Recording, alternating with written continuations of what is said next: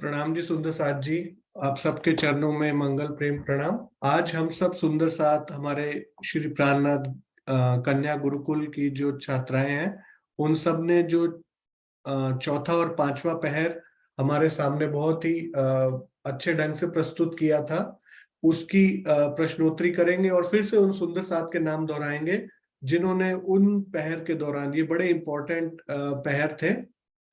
ये चौथा पहर यानी 3 से 6 और 6 से 9, तो इनमें कौन कौन सी लीलाएं उस समय हुई थी सुंदर सात और श्री जी और 5000 सुंदर सात की, और क्या विशिष्ट सुंदर सात के नाम थे जो उस प्रहर में सेवा करते थे पहर में। तो चलिए हम कन्या गुरुकुल की तरफ चलते हैं और उनसे क्वेश्चंस की तरफ आगे बढ़ते हैं। प्रणाम जी। प्रणाम जी।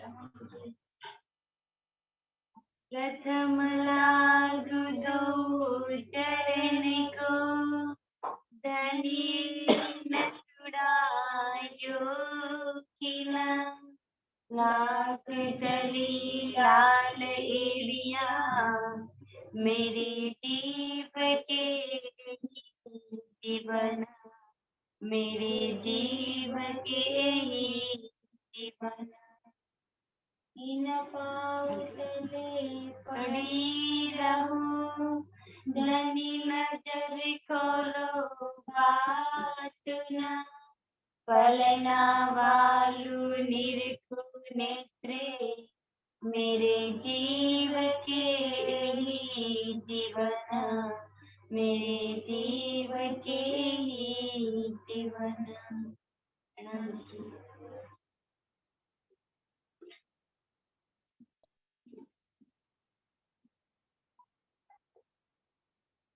पहला प्रश्न स्क्रीन शेयर वाला लूं या फिर आपने पूछना है? पहले स्क्रीन शेयर वाला, बाकी के नहीं। सुंदर साथ जी मिला करके बताइए कि सही कौन सा है।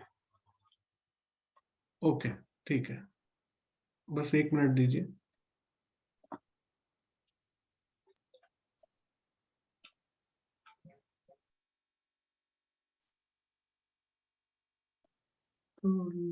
फोटो थोड़ी धुंधली है, आ गई ना, दिख रही है? हाँ जी हाँ जी। चलिए सुंदर साथ जी, 4 प्रश्न है आपके सामने और एक एक उत्तर सही है, बस मिलान करना है आपको। तो एक एक सुंदर साथ एक एक आंसर दीजिए, रेज हैंड करिए और आंसर दीजिए। पहला बोल। आप हाँ जी, पहला बोलो आप, कौन सा है? बोलना पहला बोलना क्वेश्चन बोलिए, आप क्वेश्चन बोलिए एक बार। दिन और रात में कितने प्रहर? दिन और रात में कितने पहर हैं? इनमें से आप सही आंसर निशान लगाएंगे। कौन सा निशान सही है? दिन और रात में कितने पहर होते, मतलब 24 घंटे में। हाँ जी, सुनीता भगत जी आप बताइए कितने पहर होते हैं दिन में? 8 पहर होते हैं। बिल्कुल ठीक, निशान लगा दीजिए। प्रणाम जी।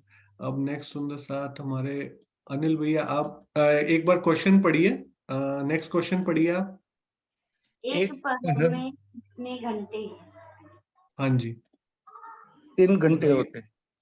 एक पहर में 3 घंटे होते हैं, 3 बिल्कुल घंटे। सही। प्रणाम जी। प्रणाम जी।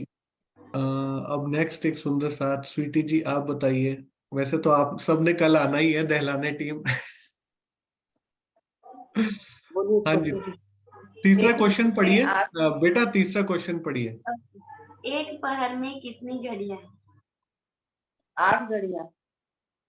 प्रणाम। सही है। एक घड़ी में कितने मिनट हुए? एक घड़ी में कितने मिनट होते हैं ये बताइए सुंदर साथ जी, कौन बताएंगे? सबसे पहले रेज हैंड किसने किया था? विजय आंटी आप बताइए, एक पहर में कितनी घड़ियां? एक घड़ी में कितने? एक घड़ी में कितने मिनट? 22 मिनट की होती है, 22.5 मिनट की। हाँ जी, बिल्कुल सही, परफेक्ट। आप दूसरा प्रश्न। इंटरेस्टिंग प्रश्न। अब शेयर नहीं है ना? नहीं नहीं, हाँ जी, आंसर वाले इसी में एक रह गया। क्या? 4 घड़ी। अब इसी प्रश्न के साथ एक प्रश्न जुड़ा हुआ है कि 4 घड़ी शेष रहने का अर्थ क्या है? रिपीट कर दिया करिए एक बार। 4 घड़ी शेष रहने का अर्थ क्या है? हम बोलते हैं ना 4 रेहा घड़ी 4 शेष 4, पिछला थोड़ा बाकी घड़ी थोड़ा 4। थोड़ा कैमरा या तो पास कर लीजिए। हाँ जी, प्रणाम जी, 1.5 घंटा इसको कहा जाएगा। समय 88 मिनट हो जाते हैं ना, तो 1.5 घंटा कहा जाएगा इसको। अर्जी करने का समय वो कौन सा था? हाँ जी, पिछला वो बाकी 4 घड़ी 4। शाम को वही 4:30 बजे का टाइम। जी ठीक है। नाम दूसरा प्रश्न। अब चौथे प्रहर में मोरछल डुलाने की सेवा कौन सुंदर साथ करती है और इस मोरछल की शोभा कैसी?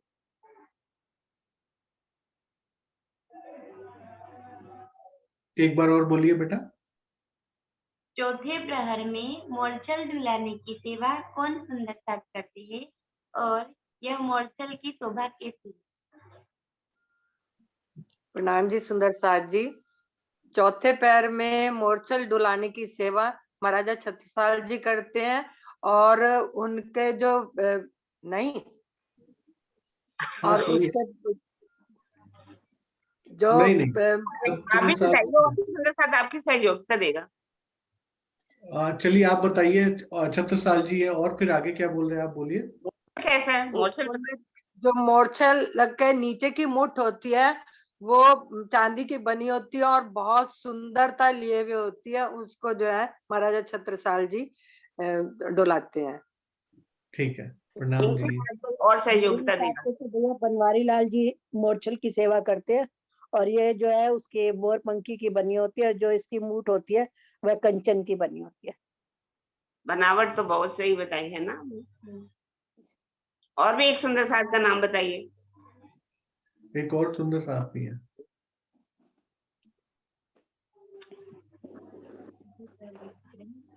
चौथे पार में हमने जो भी सुनाया वो। सुंदर साथ जी प्रेम प्रणाम। प्रणाम जी। हाँ, इसमें शंकर दास जी भी मूर्छल ढुलाते हैं, और लेकिन जो केशव दास जी हैं वो उनका जो मूर्छल है, उनके नीचे का जो मूठ है वो सोने का बना हुआ है, नीचे कंचन का है। जिस वक्त वो तो दोनों ही आपके सब सुंदर साथ के नाम है, वैसे नाम आ रहा है मुकुंद दास जी, शंकर दास जी। हाँ, शंकर दास जी और केशव दास जी, दो शंकर दास जी तो हैं। किसे कहा गया? कंचन किसे कहा गया? कंचन का मुद्दा है। कंचन किसे कहा गया? कुसुम बहन जी ने बताया था। कंचन किसे कहा गया? ऑप्शन डाल दिया। श्रीनिवास जी, कंचन कितनी बार तपाते हैं, क्या होता है वो कुछ बताइए, थोड़ा सा आइडिया मेरे को नहीं है। प्रेम प्रणाम जी, ये 16.5 बार वो मिसिज बोल रही है, उनकी आवाज आ रही होगी। 16.5 बार जब हम सोने को तपा देते हैं तो फिर वो कंचन बन जाता है। ठीक है, बिल्कुल ठीक। ठीक है श्रीनिवास जी। प्रणाम जी, प्रणाम। तीसरा, चौथे प्रहर में किस सुंदर साथ के घर श्री जी को ले जाया जाता है और उस समय की सेवाओं का वर्णन कीजिए। चौथे पहर में किस सुंदर साथ के घर शिव जी सब उठते हैं, लटके मटके चलते हैं, तो कौन से सुंदर साथ के घर जाते हैं? उस समय की सेवा का वर्णन। कैसे सेवा करते हैं सुंदर साथ चलते हुए? हाँ जी, कोई और सुंदर साथ जी बताइए। प्रणाम जी सुंदर साथ जी, मानिक भाई के घर जाते हैं और पावड़े बिछाए जाते हैं, लटकने मटकने चाल से श्री जी वहां जाते हैं। और पावड़े कौन बिछाते हैं? हाँ जी दीदी, पावड़े कौन बिछाते हैं? पावड़े बिछाए कि दूसरे सुंदर साथ जी करेंगे, याद नहीं आ रहे। और वहां पे जो संशय वो रहता था उसको डिस्कस करते थे, वो सभी चर्चा करते थे, वो सभी बातें का। हाँ जी, और भी सुंदर साथ कुछ बताएगा इसमें? प्रेम प्रणाम जी। ये घर जब जाते हैं ना तो दो ही घर होते हैं, या तो हरबंश का या घनश्याम जी का। फ्री होने के लिए जाते हैं तो घनश्याम जी इस वक्त तो चौथे पैर में घनश्याम जी के यहाँ जाते हैं। तो लाल बाई जी जो है वो पावड़े बिछाती हैं, किशन बाई हैं, माणी बाई हैं, तो वो पावड़े बिछाती हैं। प्रेम प्रणाम जी। ठीक है ना? हाँ, ठीक है जी, बिल्कुल ठीक है। आगे का प्रश्न, श्री जी की सेवा में कौन सुंदर सा निर्गुण होकर सेवा करते हैं, और इसमें जो निर्गुण शब्द आया है इसका भाव बताइए। एक बार फिर बोलिए बेटा।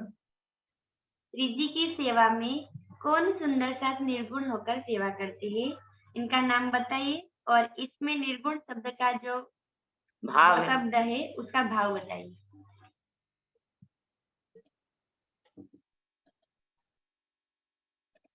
चौथा पैर सुना नहीं ना, बहुत सुंदर साथ में।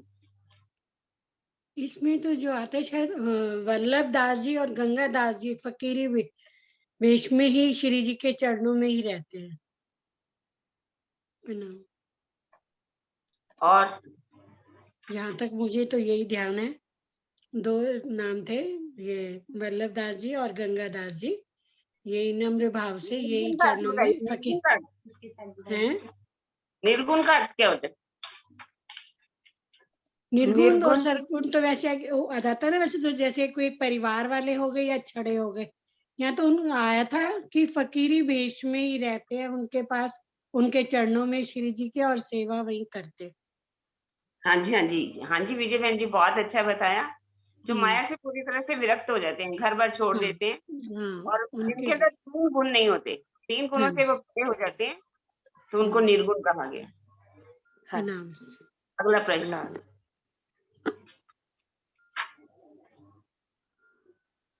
यहाँ गोश्त पेच हमने दिखाया था फोटो के द्वारा, अब इसकी शोभा का वर्णन कीजिए, और ये कहाँ लगाया जाता है।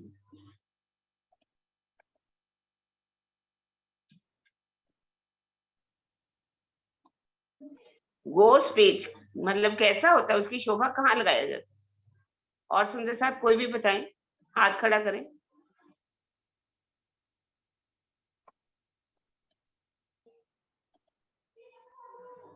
आशीष जी पूछे, जैसे पूछे। सुंदर साथ जी, गोश पेच एक मुकुट की तरह होता है ये जो है, और इसको मुकुंदास जी लगाते हैं। शीश मुकुट पर जो है, जो पाग है उस पर लगाते हैं मुकुंदास जी। हाँ जी, ठीक है, बिल्कुल ठीक है। पाग के ऊपर लगाया जाता है। पाग के ऊपर लगा, मुकुट की दूर से देखो तो ऐसा लगता है जैसे मुकुट लगा। शोभा, मुकुट जैसी शोभा पाग के ऊपर लगाई जाती है। एक कपड़ा बांध दिया जाता है, कपड़ा ऐसी शोभा बनी होती है। नंदराम जी करते हैं। आगे ना, सुरमा ओढ़े कुर्ती पर इसका भाव बताइए। सुरमा ओढ़े कुर्ती पर, सुरमा किसे कहा गया? कुर्ती पर ओढ़ने का भाव बताइए।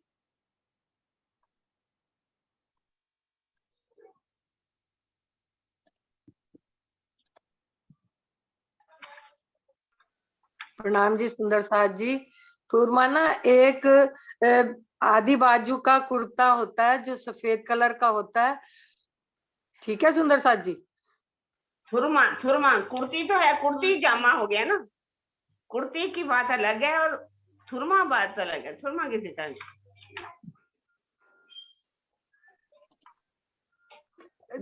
मतलब एक तरह से जामा ही होता है, जैसे सफेद कलर का जो है ना, जो जामा, जामे को कहा गया ना कुर्ती। हाँ जी। सुरमा, सुरमा किसे कहते हैं?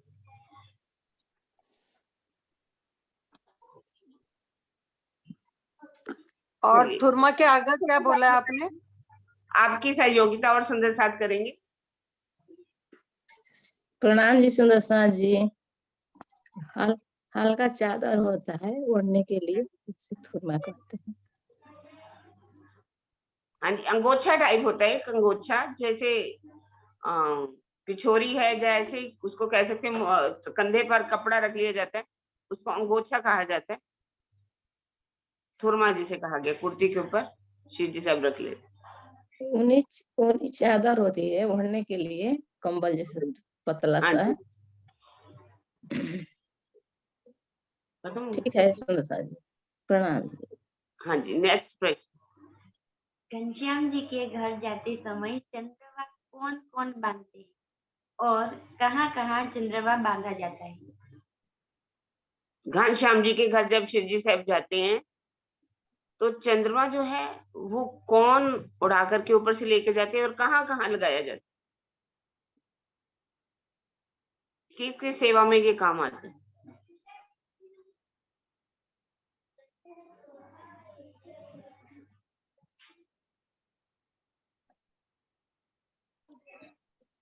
किसको ये शोभा मिलेगी, ये चंद्रमा बांधने की? शायद ये किशनी वल्लभ दास जी की सेवा है, और जब देह क्रिया के लिए जाते हैं ना तो वो पखाने वहां पर ऊपर चंद्रमा लगाया जाता है। और कौन कौन सी सेवा में और कहाँ कहाँ लगाया जाता है, किसकी सेवा में चंद्रमा जो है मतलब ऊपर? एक तो जब शिव साहिब जी का सुबह झीलना किया जाता है उस समय ऊपर लगाया जाता है, जब भोजन खा लेके जाते हैं तब भी ऊपर चंद्रमा ओढ़ कर लेके जाते हैं, जब ठीक देख है, जाते हैं तब भी मतलब कि उसके ऊपर भी चंद्रमा लगाया जाता है। और ज्यादा फिर और सुंदर साथ जी सहयोगिता देंगे। ये क्यों लगाया जाता है, देखा जाए तो क्यों लगाया जाता है, किस बात के लिए चंद्रमा लगाया जाता है? पक्षी या कोई किसी का भी ऊपर परछाई भी ना पड़े, और परछाई का ही है ज्यादा इसके ऊपर। हाँ जी, हाँ जी, बिल्कुल ठीक है। वैसे देखा जाए कि प्रेम, समर्पण और सम्मान का प्रतीक। हाँ जी, प्रणाम जी। आशीष जी के हो गए क्वेश्चन, दूसरा बच्चा आएगा सोना। प्रेम प्रणाम बहन जी, एक जगह रह गई। वैसे ये गंगादास जी और शोभा दास जी की सेवा है। हाँ, गंगादास जी की, गंगादास जी और शोभा दास जी की है। प्रेमदास जी जब श्री जी की सेविंग वगैरह करते हैं, क्वेश्चन अगला आएगा, नेक्स्ट। तो आपने कितनी जगह लगाते हैं? हाँ, बाल कटाने में भी, बाल काटने में भी ये सेवा होती है, बिल्कुल ठीक बात। ये चौथी है, चार जगह करते हैं। हाँ जी, बिल्कुल ठीक है, बिल्कुल। प्रणाम जी सुंदर साथ जी। अब हमारे आगे के प्रश्न है हमारी दूसरी बहन।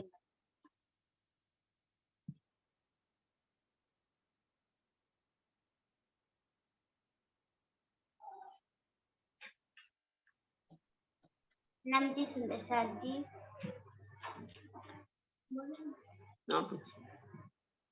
पहला क्वेश्चन है, कौन से सुंदर साथ जी अपने गले में एक थैली लटकाए रखते हैं और उस थैली में क्या क्या सामग्री रखी जाती है? बड़ा अच्छा प्रेम से पूछा आपने प्रश्न। ये प्रेम का स्वरूप है भाई, सेवा का स्वरूप है जी। बहुत अच्छी बात। पिछला शोभा का, इस बार प्रेम का। बहुत अच्छे अच्छे प्रश्न। कहीं शोभा दास जी, कहीं वल्लभ दास जी, तो कहते नंदराम जी, सबके नाम आए रहे। प्रेम का प्रश्न जल्दी बताइए सुंदर साथ जी। ये सुंदर साथ जी कम क्यों आ रहे हैं आज? आज दिवाली मना रहे हैं। आज भी 40 सुंदर साथ आए हैं, क्या बात। 45। प्रणाम जी। अनिल भैया बताएंगे। प्रेमदास जी सेवा करते हैं। वेरी गुड, आपने बता ही दिया था। क्या क्या रखते हैं सामग्री अपनी थैली में? लौंग है, तेज सुई धागा है, वो सारी चीजें जो जरूरतमंद सुंदर गोयल जी, वो तो मैया राम जी की झोली है, ये प्रेमदास जी की झोली है। और सुंदर साथ की सहयोगिता ले लो, याद नहीं आता। हाँ कोई बात नहीं। और सुंदर साथ जी अभी आप श्रीनिवास जी ने बताया, अनिल भैया, अभी श्रीनिवास जी ने बताया कि एक टाइम और चंद्रमा की सेवा है, उस टाइम मेंस स्पेशल कुछ होता है, याद करिए। हाँ, बाल काटने के से। हाँ, बाल काटने की जितनी भी सामग्री होती है ना, वो अपनी थैली में प्रेमदास। और कैसे बाल काटते कुछ बताएंगे? क्या क्या बात करते? जब बाल काटे जाते हैं तो शिव जी साहब के पास वो ज्यादा से ज्यादा टाइम लगाते हैं कि अब आप कहीं जाओगे नहीं, मैं ज्यादा से ज्यादा आपका समय लूंगा। उनको ऐसा लगता है कि मेरे सामने बैठे रहे और मैं उनको देखता रहूं। बहुत अच्छे भाव इसमें आते हैं। चलिए नेक्स्ट। दूसरा क्वेश्चन, वाणी या अन्य ग्रंथ आदि लिखने के लिए स्याही मंगाकर देने की जो सेवा है वो कौन सुंदर साथ जी करते थे, और वे एक बर्तन में स्याही भर के क्या पुकार लगाते थे?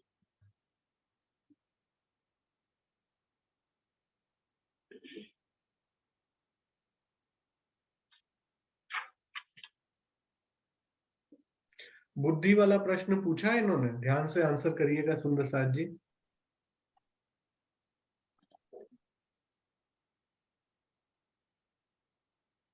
जरा दूर से पूछ लिया ना, इसलिए साथ साथ में नहीं है। प्रेम प्रणाम जी।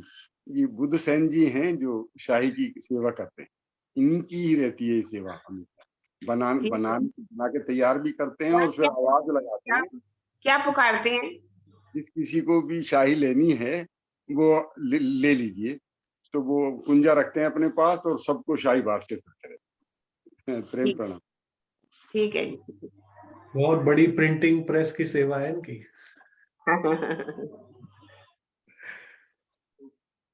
तीसरा क्वेश्चन, शरणामृत को प्रसाद के रूप में बांटने की सेवा कौन सुंदर साथ जी करते थे?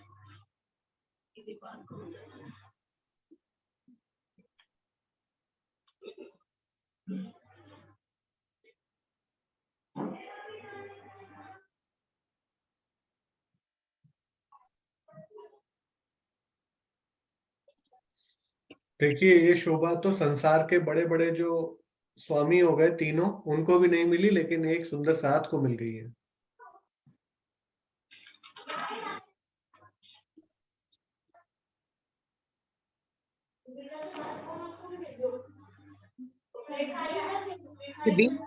पास ये सेवा थी शायद। किनके पास? चिलमची में भर के जल जब रेड़ते थे हाथ पर खालते के बाद, उसके बाद वो फिर चरनामत बांटते थे। कौन करते हैं सेवा, वो पूछ रहे हैं? दास जी। छबील दास जी। हाँ जी, छबील दास ये सेवा थी शायद। चलिए अनिल भैया आपके साथ वो करेंगे सहयोगिता। प्रणाम जी। शंकर दास जी सेवा करते। शंकर दास जी भी नहीं, छबीलदास जी बिल्कुल ठीक है। प्रेमदास जी, छबीलदास जी हाथ पर जल डालने बोला ना, वो ठीक है। शंकर दास जी बोल रही है वो। आगे छबीलदास जी का भी नाम है। हाँ जी, मिलकर सारे एक बार में नाम वो ले लिया, एक बार में वो ले लिया, बिल्कुल सही।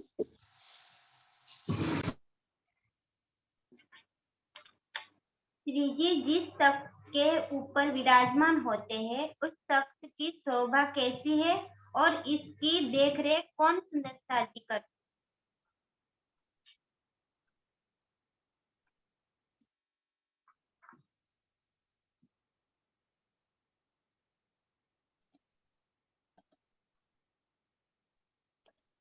इस तख्त की सेवा तो वैसे बनमाली जी दास जी ने बनाया है, और इसको जो है बिहारी दास जी इसकी सेवा करते हैं।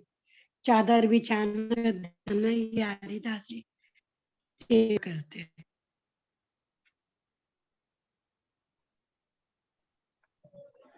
बनमाली दास जी ने पलंग बनाया तखत, लेकिन उसको देख रेख करने की कर चांदी जड़ा हुआ है, उसको ये उसको देख रेख करने की सेवा तो बिहारी जी करते हैं ना।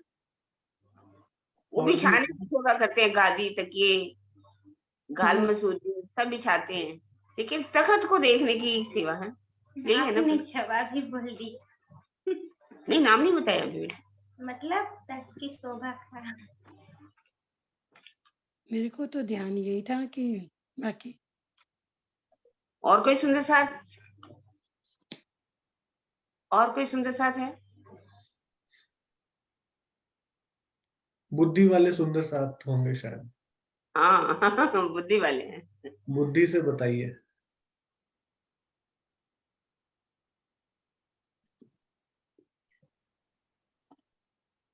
हाँ जी, खोल दीजिए। नाम वाले बुद्धिदास जी करते हैं। हाँ, पलंग के को चादर को भी मतलब तखत की चादर को बिछाना और उनके चारों कोनों में उनको कस बांध देते हैं कि जिससे जो है चादर में सलवट ना आए। वो तो सेजा का श्रृंगार हो गया ना। तखत जो है वो बनाया गया है सोने चांदी का, और उसको बुद्ध हाँ सेन जी जी, बहुत अच्छी तरीके से संभाल करके रखते। हाँ जी, वही बुद्ध सेन जी अच्छे से संभाल कर उनकी सेवा करते हैं। प्रणाम जी सुंदर साथ जी। 5वां क्वेश्चन। देखिए, बुद्ध सेन जी जो है ना, इतने बुद्धि के धनी है कि उनको मल्टीपल रिस्पॉन्सिबिलिटीज दे दी गई है। मल्टीटास्कर है वो, यानी कि उनको इधर दौड़ाना है किसी काम में, वो भी बुद्ध सेन जी। इंक बांटनी है, वो भी बुद्ध सेन जी जा जाके सबसे पूछेंगे, और तखत की भी सेवा उनको दे दी। तो बड़े इंटेलिजेंट आदमी है बुद्ध सेन जी। चलिए, बहुत सेवाएं करते हैं, उनका नाम बहुत सेवा में है। हाँ जी बेटा। Last question. श्री राज के तखत पर गोफने बांधने की सेवा कौन कौन सुंदर साथ जी करते थे?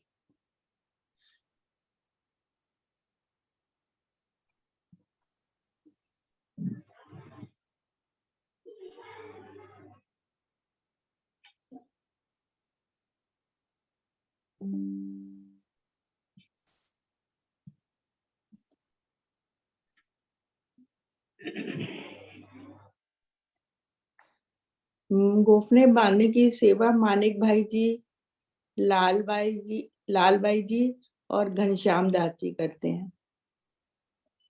बिल्कुल ठीक। प्रणाम जी सुंदर साथ जी। प्रणाम जी।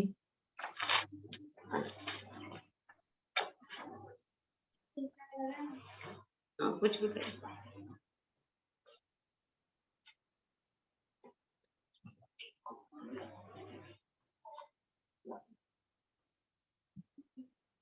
बोलिए श्री प्राणनाथ प्यारे की जय, सद्गुरु महाराज की जय।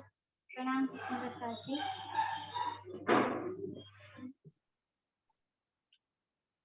अब इस चौथे पहर की जो 40 से 50 तक की चौपाई है, तो उसमें से पहला प्रश्न ये है। आप ना ये ना बताया करो 40 से 50, फिर सुंदर साथ का पॉइंटर फटाफट उस चौपाई पे पहुंच जाता है। आप बोला करो 5वें पहर में कहीं भी ढूंढ लीजिए, चौथे 5वें में, बल्कि बोला करो पहले से 8वें में कहीं भी ढूंढ लीजिए। ठीक है। तो पहला प्रश्न ये है कि श्री जी के लटके मटके चाल चलने का यहाँ पर भाव क्या है? जितनी सरलता से प्रश्न बनाया उतनी सरलता से आपने आंसर भी बता दिया। 10 चौपाइयों के अंदर ही है। बहुत अच्छे। प्रणाम जी सुंदर साथ जी। लटकने मटने चाल का चलने का भाव ये होता है कि राज जी बहुत ही प्यारी मीठी मीठी चाल से चलते हैं, और सभी सुंदर साथ उनकी चाल और सब सुंदर उनके आगे पावड़े बिछाते हैं और उनके चरण कमलों की ओर सभी निहारते हैं, और बस यही भाव है मेरे दिल में। और भी अच्छी तरह से और भी थोड़ा सा वर्णन कीजिए। सुंदर साथ जी, लटकनी मटकनी चाल से तात्पर्य ऐसा है कि जो बिल्कुल प्रेम का स्वरूप होता है, जिसके नख से लेके सिर तक प्रेम ही प्रेम भरा, तो उसकी चाल कैसी हो जाती है? टेढ़ी। लटकनी मटकनी बड़ी चाल होती है और उस चाल में आनंद झलकता है, जिसको वो उसको स्वयं भी आनंद आता है और सामने जो देख रहे होते हैं उनकी चाल को, वो भी बड़े आनंदित होते हैं। तो इस तरह से जो प्रेम में होता है ना, उसको उसकी चाल लटकनी मटकनी होती है। ब्राह्मी अवस्था में आ जाते हैं ना। हाँ जी। ब्रह्म जैसे गुणा हो जाते हैं, प्रेम और आनंद का झरना उनके अंदर से बहता है, उसको कहते हैं लटकनी मटकनी चाल। अब दूसरा प्रश्न ये है कि जब श्री जी तख्त पे बैठते थे तो मोरछल झुलाने की सेवा कौन कौन सुंदर साथ करते थे?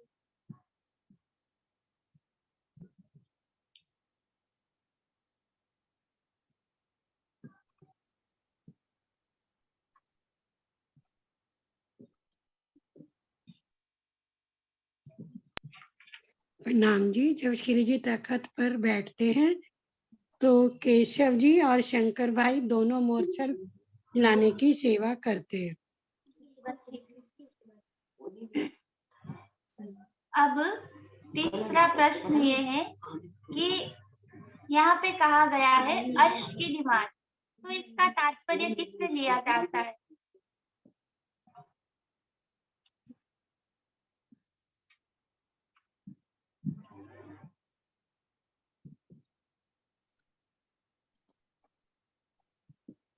प्रेम प्रणाम सुंदर साहब जी।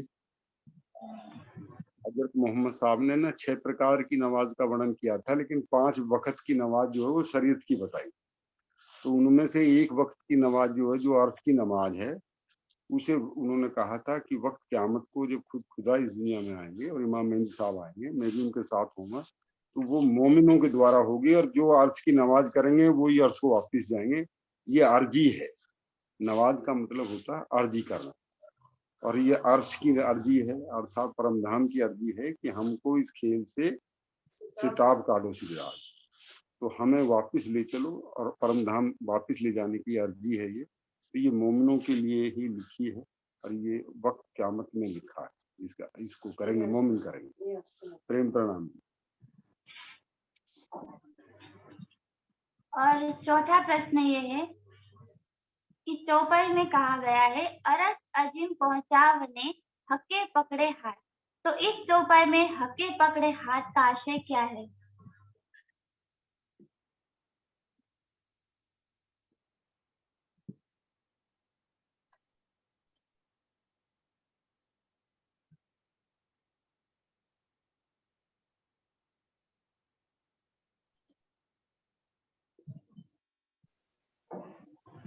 प्रणाम जी सुंदर साथ जी। हक्के पकड़े हाथ का मतलब ये होता है कि राज्य की मेहर जी सुंदर साथ पर हो जाती है। राज्य उन पर सिर पर उनका वृद्ध हस्त उन सुंदर साथ के सिर पर हो जाता है, तो राज्य की जो है का हाथ मतलब राज्य धनिये पकड़े हाथ जिसे कहते हैं, धनी जी मेहर उस सुंदर साथ पर हो जाती है। ठीक है सुंदर साथ जी। जैसे कि हमारी सुरता जो माया में लगी हुई है अभी, और हमारा जो गुण अंग इंद्रिया है, तो उसको अपनी प्रेम में वाणी के द्वारा खींच के परस्पर में अपनी सुरता लगाना। अब पांचवा प्रश्न ये है कि अरस शब्द के कितने अर्थ होते हैं?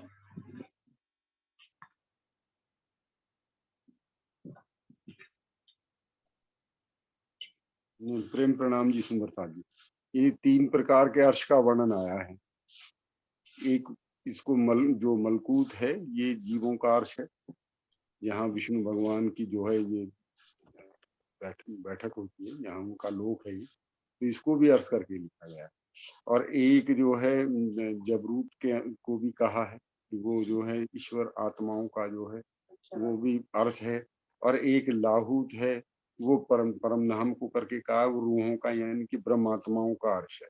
तो 3 अर्शों का वर्णन है। ये तो महाप्रलय में है जो मलकूत है, बाकी वो दोनों जो है वो महाप्रलय में, वो अखंड अनादि। भाव क्या है कि अर्श शब्द है एक अर्श जैसे, तो उस दिन इस बच्चे ने वर्णन किया था 3 की बात, वो बताइए अगर ध्यान से सुना हो किसी ने तो। है कोई और सुंदर साथ? कोई बात नहीं, सही उत्तर देंगे, आपका उत्तर भी ठीक है, ऐसी बात नहीं। कोई और सुंदर साथ को किसी पता है? आशीष जी देखिए। नहीं, बच्ची का तो मैंने उस दिन नहीं सुन पाई थी, वही अभी जैसे बताया कि वही नासूत के बाद जबरूत है, मलकूत है, लाहूत है, और एक हाहूत भी होता है जो राज्य महाराज के दिल को बोलते हैं, उसको भी अर्श बोलते हैं। अर्श तो 3 ही कहा है। और कोई सुंदर साथ है? नहीं तो हाथ नीचे कर दिए जाए, दोबारा देखें। प्रणाम जी सुंदर साथ जी। हाँ जी, हाँ जी। हाँ जी, से अर्श दिल मोमिन का भी कहा गया है। हाँ बिल्कुल ठीक कहा आपने, सबके जवाब ठीक है, लेकिन यहाँ हमने कुछ और भी वर्णन किया था बहुत अच्छा, जो मीशा टंडन जी बहुत अच्छा बताते हैं। तो उस अर्श की निमाज, यहाँ जो अर्श शब्द है वो किसके लिए प्रयोग हुआ?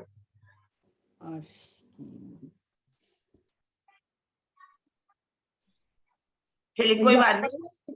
यहाँ पर बैठे बैठे हमें जो हाँ जी, हाँ जी, हाँ जी सुंदर साथ जी, यहाँ पर बैठे बैठे हम जब चितवन करते हैं तो वो अर्श की नमाज ही का ही। ठीक है, बिल्कुल आपका आंसर ये ठीक है। इसके 2 अर्श और हैं। माया के संसार में बैठ करके जब हम अपने धनी को याद करते हैं, अपने दिल में उस छवि को बसाते हैं, तो वो भी अर्श की नमाज है, लेकिन 2 शब्द और हैं इसमें। चलिए कोई बात नहीं, आप बताएंगी, बताओ। जिस प्रकार से 3 अर्श की बात की गई है, तो जो एक अर्श होता है, जैसे हम बोलचाल के भाषा में बोलते हैं कि अर्श, तो ये वाला है ना, अर्श में आकाश। हाँ, तो इसका मतलब होता है आकाश। और फिर दूसरा एक आता है अर्श, अर्श, अर्श, अर्श, अर्श, अर्श। तो उसका तात्पर्य होता है कि संसार में संध्या काल से पूर्व का 4:30 का समय, ये अर्श, यही तो, जिसमें परम धाम की मतलब चितवनी की जाती है। और एक होता है अर्श ना, जिसको एक बीमारी का नाम दिया गया है, पाइल्स होती है जैसी अर्श, ये स लगा दो तो अर्श, वो एक बीमारी है। अर्श होता है आकाश, और एक असल शब्द है ये अस्र। अस्र कहा गया जब माया के संसार में बैठ करके हम अपने धनी की चितवन लगाते हैं, तो अर्श की ये, लेकिन वाणी में ये शब्द आया तो इसलिए हम बदल नहीं सकते। असल शब्द यह है अस्र, अस्र की नमाज का, ये कुरान की भाषा के हिसाब से। हाँ जी, इसका मैं इंटरनेट में देख रहा था तो आपको दिखा देता हूँ। एक होता है अर्श, जैसा कि आपको अगर दिख रहा हो अभी, तो ये हो गया सब आसमानों में ऊपर का स्थान, परमेश्वर का सिंहासन, आकाश, आसमान, तखत, तो ये अर्श शब्द हो गया। फिर एक जो बोल रहे हैं ना अस्र, ये जो अस्र शब्द है सूर्यास्त से पहले का समय है, दिन का आखिरी तीसरा पहर, दिन का आखिरी हिस्सा, तो ये अस्र शब्द, अर्श नहीं, ये अस्र है, ये डिफरेंट है और अर्श डिफरेंट है, तो ये 2 प्रकार के शब्द हैं। एक अर्श भी होता है जो बीमारी होती है, जैसे पाइल्स बीमारी है, उसको भी बोलते हैं। प्रणाम से सुंदर साथी। Helen Haxel. अभी नहीं बोल रही। तो जय माता जी बैठने दो। अगला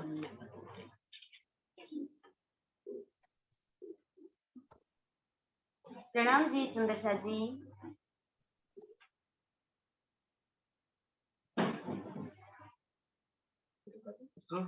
चलिए सुंदर साथी, जब चौथे प्रहर में 51 से लेकर के, अरे पर छुपाई नहीं बताना, ये नहीं बताना। अच्छा,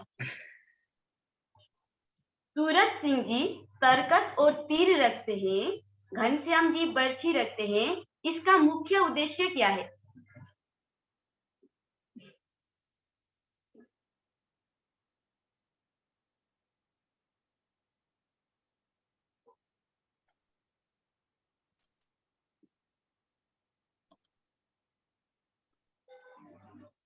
प्रणाम जी।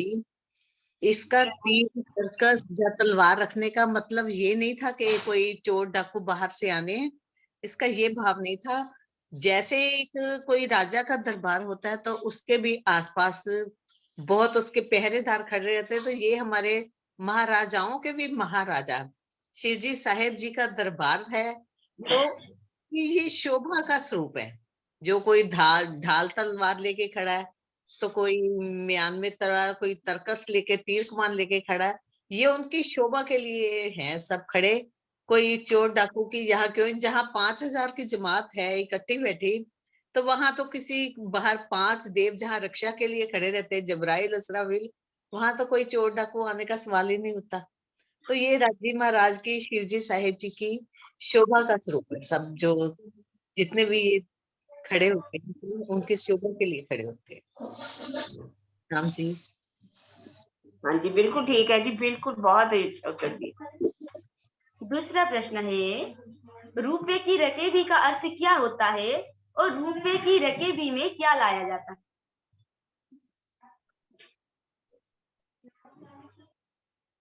आशीष जी और सुंदर साथ को दो मौका हो। जी प्रणाम जी सुंदर साथ जी। रुपए की रकेबी जो चांदी की थाली होती है उसको कहा जाता है, और उसमें 2 बार बोला जाता है कि जब राजी का श्री जी का जब श्रृंगार कराया जाता है तो उसमें सभी जो आभूषण है वो लाए जाते हैं ढक करके। ठीक है जी, बिल्कुल बहुत ही अच्छा जी उत्तर दिया। प्रणाम जी दीदी। प्रणाम। महाराजा छत्रसाल जी श्री जी को कौन कौन से मालाएं पहनाते हैं, उसका वर्णन कीजिए। शिव जी साहब का स्वरूप है बहुत सुंदर, सेवा पूजा के अंदर भी। तो सुंदर साथ बताएंगे, इसमें भी लिखा हुआ, बीतक में भी सुनाया था कल पर 2 दिन पहले। हाँ जी सुंदर साथ जी, कौन कौन सी हार मालाएं पहनाते हैं महाराजा छत्रसाल जी? प्रणाम सुंदर साथ जी। 2 तो मोतियों की माला पहनाते हैं, 2 जो है सोने की जंजीरें पहनाते हैं और जिनमें लॉकेट होता है, और 1 कंठसरी पहनाते हैं। प्रणाम जी। और भी हार का वर्णन, 2 हारों का वर्णन और फूलों की। और भी कोई बात नहीं, और भी मिलके कर सकते हैं आपस में पूरा। बहुत अच्छा आपने बताया, बहुत अच्छा। और भी हारों का वर्णन किया। एक चंद्रहार भी आया है, एक चंपक कली का भी आया, 2 हारों बिल्कुल का। ठीक। और एक रह गया, और एक और है, एक का वर्णन हो रहा है। एक चंपा कली का हार। क्या अलावा एक और, मतलब एक मेन है।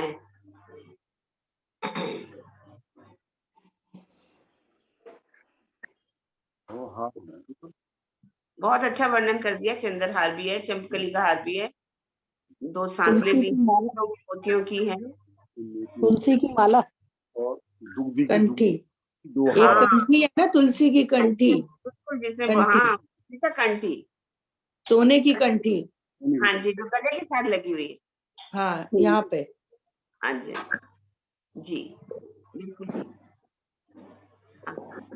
अगला प्रश्न है चौथा, श्री जी के पाग के ऊपर क्या क्या आया है, उसका वर्णन कीजिए।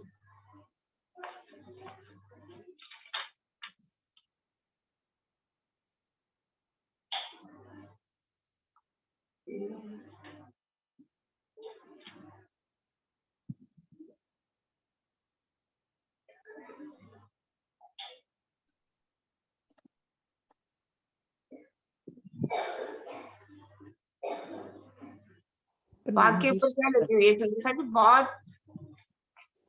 नाम मशहूर है। अनु जी बताइए। हाँ जी, एक तो दुगदुगी आई है। हाँ जी। एक मुर्ग पंख है, वो नाम नहीं लेना आ रहा मेरे को। हाँ जी हाँ जी। और एक वो एक ऐसी चीज है जो पट्टी आई है। हाँ, जरी उसको की क्या एक बोलते हैं? किसी आई है। क्या बोलते हैं पट्टी को, क्या बोलते हैं? नाम नहीं आ रहा। अब दूसरे सुंदर साथ पूछिए। कोई बात नहीं, आपके साथ और भी सुंदर साथ सहयोगिता देंगे। हाँ जी, प्रणाम जी। हाँ जी। कलंगी, कलंगी जो पंख का होता है उसको कलंगी कहते हैं, और एक गोटा गोटा बांधते हैं तुर्रा करके, पगड़ी में लगाया जाता है। और भी नाम बताइए। याद नहीं आ रहा है। प्रणाम जी। हाँ जी, चंद्रिका जिसके हाँ बिल्कुल बिल्कुल चंद्रिका है। पत्ती लगे होते और हैं, बीच में उसके हीरा चारों लगा, तरफ क्या है, उसके चारों तरफ कैसी शोभा है चंद्रिका की? मोती लगे हुए हैं। बिल्कुल बिल्कुल ठीक, बिल्कुल शशि जी का जवाब सबका ठीक है। ये सब वर्णन तो आता ही है, लेकिन वो आरती के समय आएगा कलंगी वगैरह, यहाँ पर जब किया जाता है तो ये चंद्रिका का वर्णन है। और एक चीज रह गया है पाग के ऊपर। हाँ बोलो। हाँ जी, सुंदर साथ बोलेंगे, सुंदर साथ बोलेंगे। पाग के ऊपर की और एक शोभा रह गई। हीरा लगा हुआ है। पाग के ऊपर चंद्रिका है, चंद्रिका के चारों तरफ जो है मोतियों की लड़े हैं, और पाग में जो है हीरे का नग जड़ा हुआ है, हीरा है ना? पाग के ऊपर हीरा, एकदम सही उत्तर है सुंदर साथ जी आपका। आगे का प्रश्न है, बीतक में श्री जी का जो श्रृंगार दिया गया है, इसका मुख्य उद्देश्य क्या है?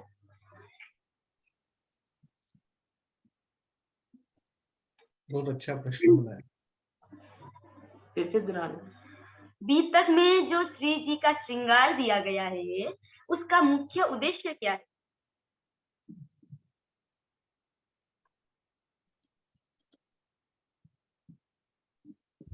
प्रणाम जी सुंदर साथ जी। जो श्रृंगार यहाँ पे बताया गया है वही परम धाम का श्रृंगार है।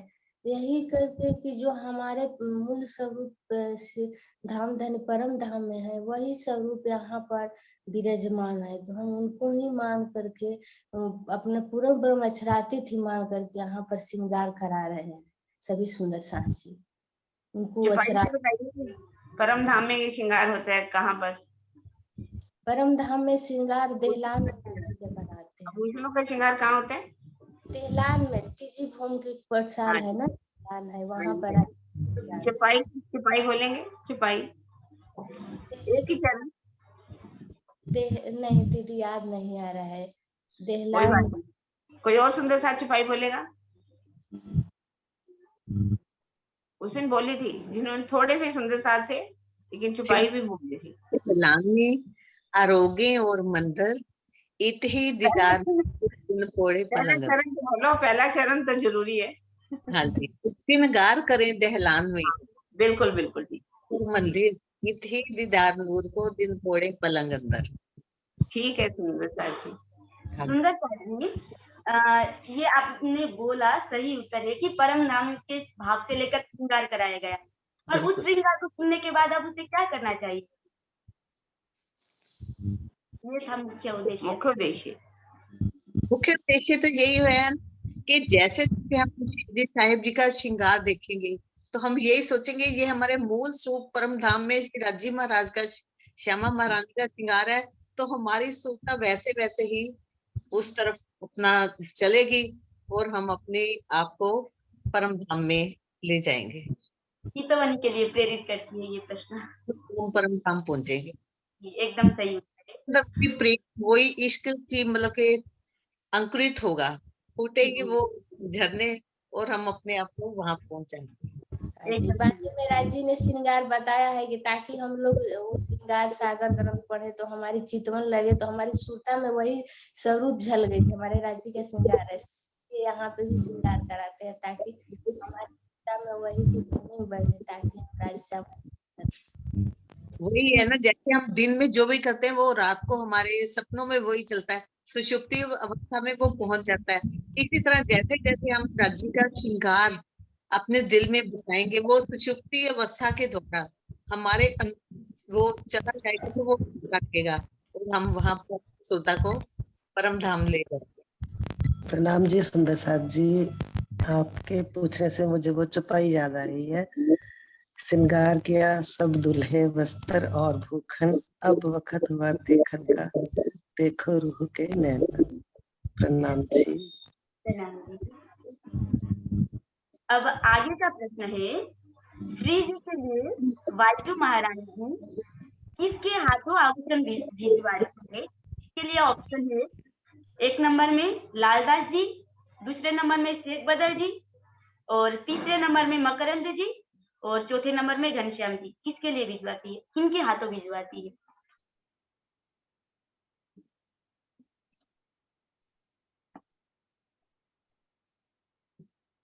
प्रेम प्रणाम सुंदर साथ जी। मकरंद जी के हाथों जो है वो वहां से अरे सुंदर साथ जी आपका।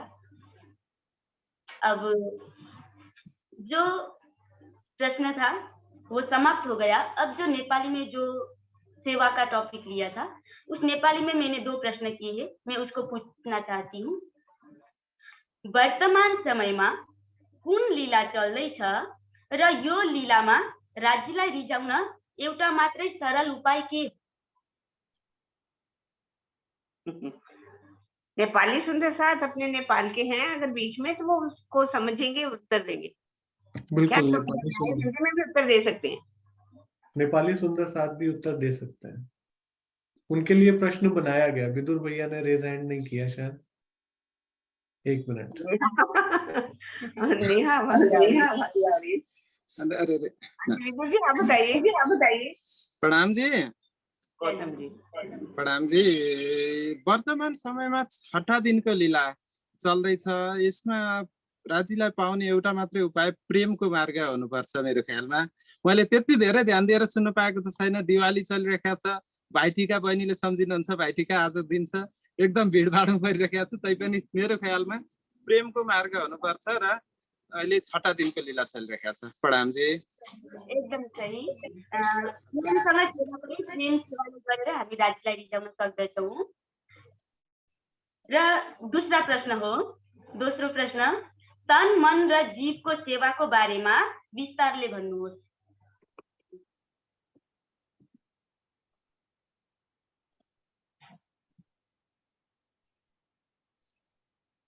धैर्य रामरो प्रश्न र उत्तर धैर्य रामरो। प्रणाम जी।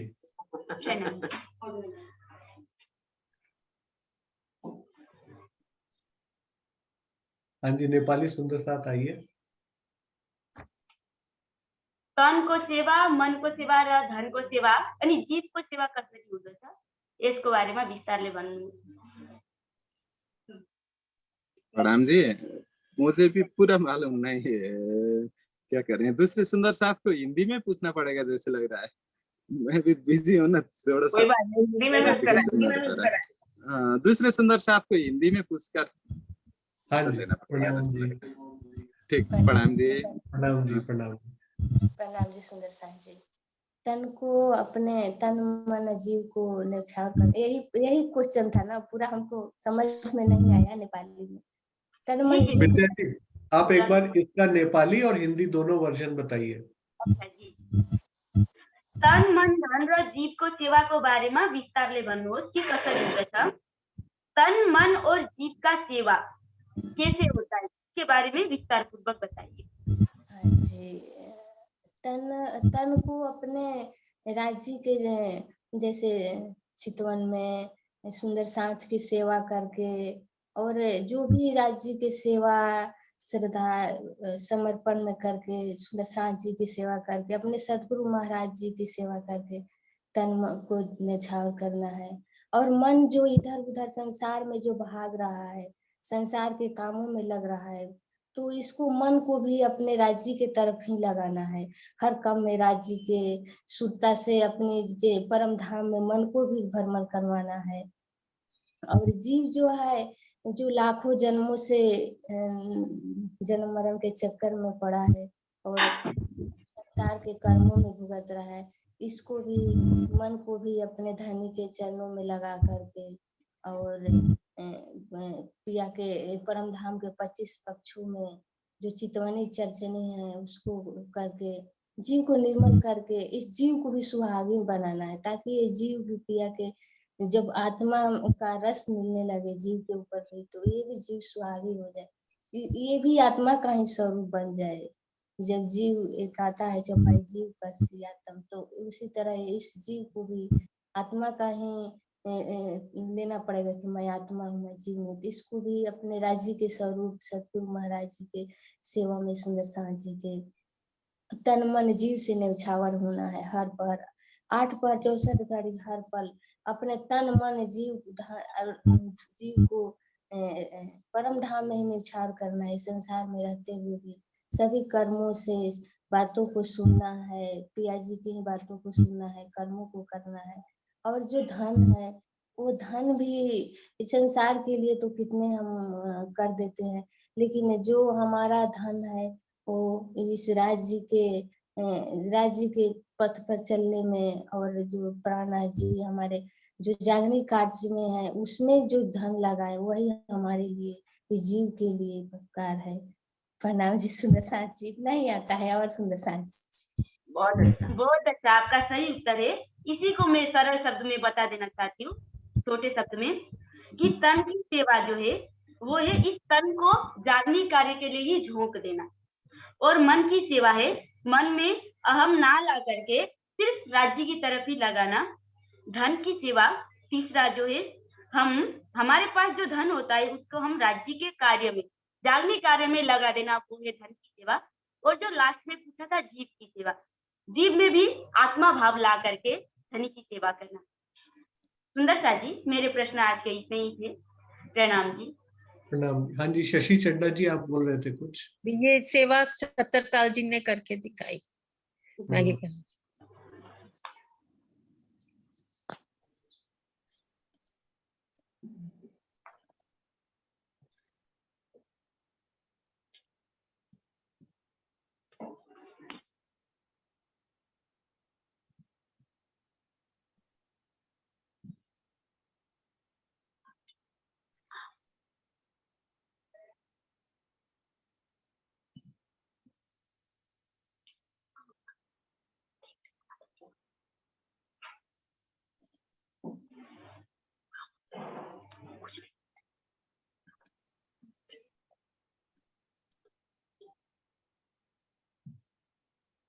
हाँ जी, चलिए बेटा स्टार्ट करिए। सभी सुंदर साथ के चरणों में मेरा प्रणाम जी। प्रणाम जी सुंदर साथ जी। सुंदर साथ जी, पांचवें प्रहर में 1 से 20 चौपाइयां जो है उसके अंदर के मैं प्रश्न करूंगी सुंदर साथ जी। पहला प्रश्न है, श्री जी के तख्त को बिछाने की सेवा कौन करता है और किस तरह तख्त को सजाया जाता है?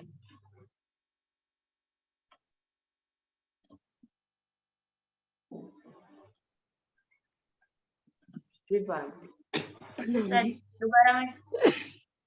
हाँ बोलो, दोबारा बोलिए जी, फिर से प्रश्न बोलती हूँ। श्री जी के तख्त को बिछाने की सेवा कौन करता है और किस तरह तख्त को सजाया जाता है? श्री जी के तख्त को सजाने की जो सेवा है वो बिहारी दास जी करते हैं, और उसके ऊपर जो सेजिया के ऊपर जो है गद्दा है, चादर है, दसूती मतलब चादर भी वो उछाड़ भी रखी जाती है जो ओढ़ने के काम आती है, और चादर भी बिछाई जाती है, मखमली तकिए भी रखे जाते हैं। बिल्कुल सही उत्तर सुंदर साथ जी। इसमें विशेष करके मखमली तकिए रखे जाते हैं सुंदर साथ जी। ठीक है, और दूसरा प्रश्न है सुंदर साथ जी, श्री बाई जी कहाँ से और किस में बैठ करके आते हैं और किस लिए आते हैं? पांचवें प्रहर में। पांचवें प्रहर की बात हो रही है सुंदर साथ जी।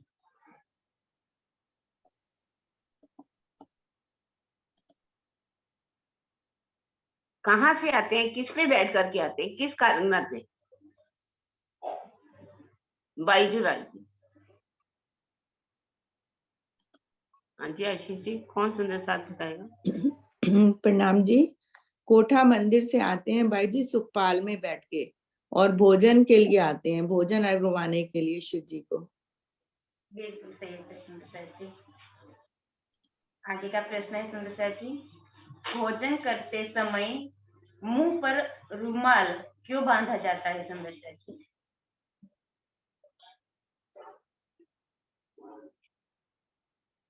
श्री जी को जब भोजन कराया जाता है ना, तो सुंदर साथ अपने मुंह पर अलग कपड़ा बांध देते हैं, तो वो क्यों बांधते हैं सुंदर साथ?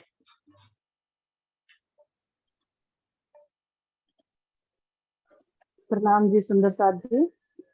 मुंह पर कपड़ा बांधने का भाव शुद्धता से है कि हम जब बात करते हैं तो हमारे मुंह से हवा जो निकलती है, और कभी कभी थोड़ा सा भी छींटा भी निकल जाता है उसका, तो वो उसकी शुद्धता का भाव है वो रुमाल बांधने का। प्रणाम सुंदर साथ जी। बहुत अच्छा, एक और कारण बता दीजिए, एक और है। और कारण तो याद नहीं आ रहा है दीदी, दूसरे सुंदर साथ की सहयोगिता लीजिए।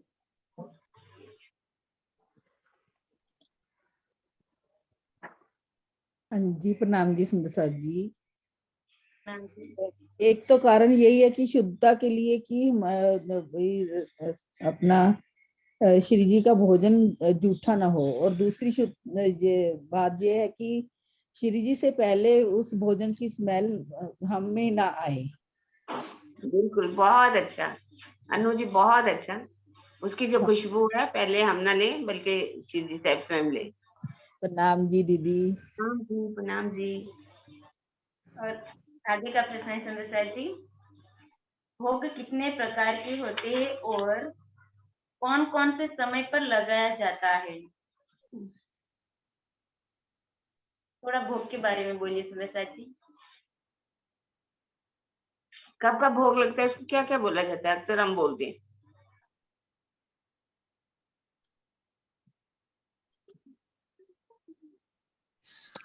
भोग एक तो सुबह पहले जो पहले पहर में लगता है वो होता है बाल भोग। उसके बाद दूसरे पहर में जब राज्य का झीलना हो जाता है श्री प्राणनाथ जी का, तो बंगला जी दरबार में फिर उनको राजभोग लगाया जाता है। शाम को कहवे का अमल दिया जाता है, यानी कहवा बनाकर दिया जाता है। और फिर जो आगे ये पहर है 6 से 9 वाला, इसमें अल्पाहार, इसको भी राजभोग ही कहा जाता है, वो दिया जाता है। बाल भोग क्यों कहते हैं, राजभोग क्यों कहते हैं? बाल भोग में हल्का अल्पाहार दिया जाता है, जिसमें रतन भाई जी मूंग चावल ले आती हैं। और राजभोग पूरे जो 56 भोग जिसको कहा जाता है, वो जैसे कंचन जो थाली सोन चांदी की होती है बड़ी, उसमें 10 कटोरियां, और सुंदर साथ अपने घर से भी कटोरियां लेकर आते हैं इस भाव से कि हमने राज्य को भोजन करवाना है। तो वो पूरा भोजन होता है दोपहर। उसको राजभोग क्यों कहा जाता है, ऐसा क्यों करना चाहिए? दोपहर को भर पेट भोजन किया जाता है, क्योंकि वो दोपहर को जो सूरज पूर्ण रूप से होता है, तो उसमें वो पच जाता है सब कुछ। और शाम का आहार जाता है कि रात के समय तो फिर ज्यादा खाया भी नहीं जाता और खाना भी नहीं चाहिए, जिससे हमारी चित्वनी नहीं लगेगी, हम चर्चा में बैठ नहीं पाएंगे। अगर ज्यादा खाएंगे तो सुस्ती आएगी। ठीक है, ठीक है। आगे का प्रश्न है सुंदर साथ जी, श्री जी के लिए काढ़ा कौन बनाकर लाता है और उसमें क्या क्या सामग्रियों का उपयोग होता है? कहवा, इसे अमल भी कहा गया। अमल क्यों कहा गया?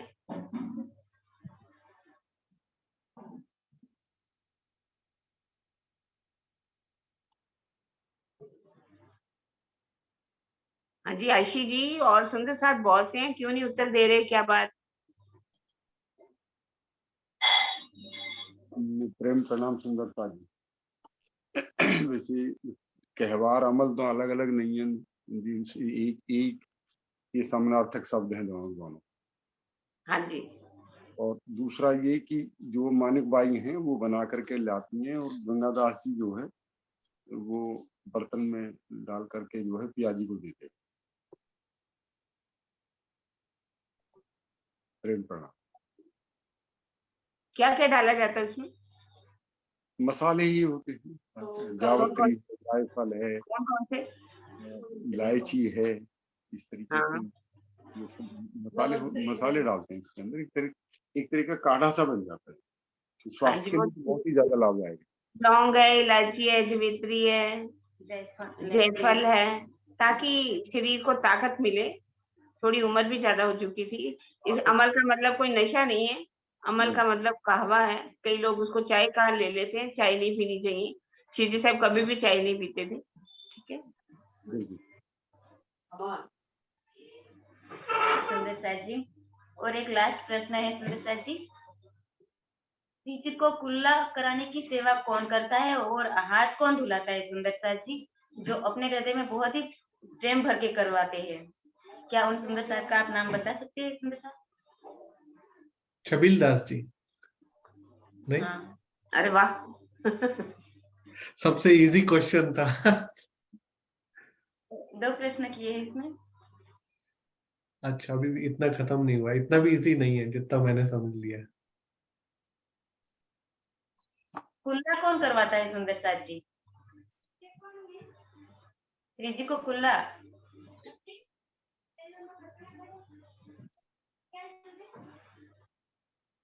चौपाई में चल्लू कराने की बात आती है ना सुंदर साहब जी? चिल्लू करावे चोपसो।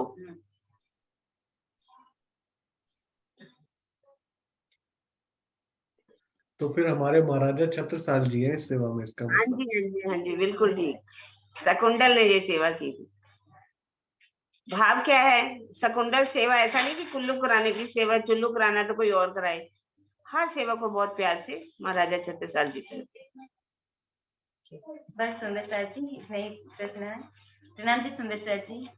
प्रणाम जी।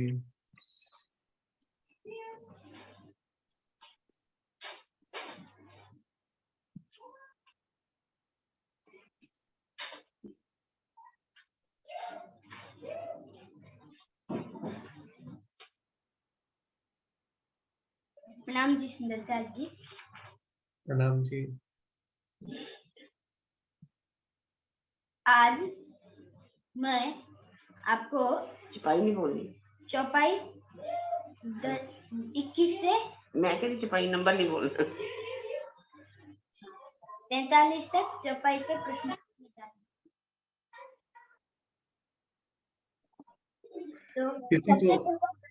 इसी को बोलते हैं बचपन। इसी को बोलते हैं बचपन। इसमें इतनी निर्मलता होती है ना हृदय में कि उसमें मलिनता का नामो निशान नहीं होता।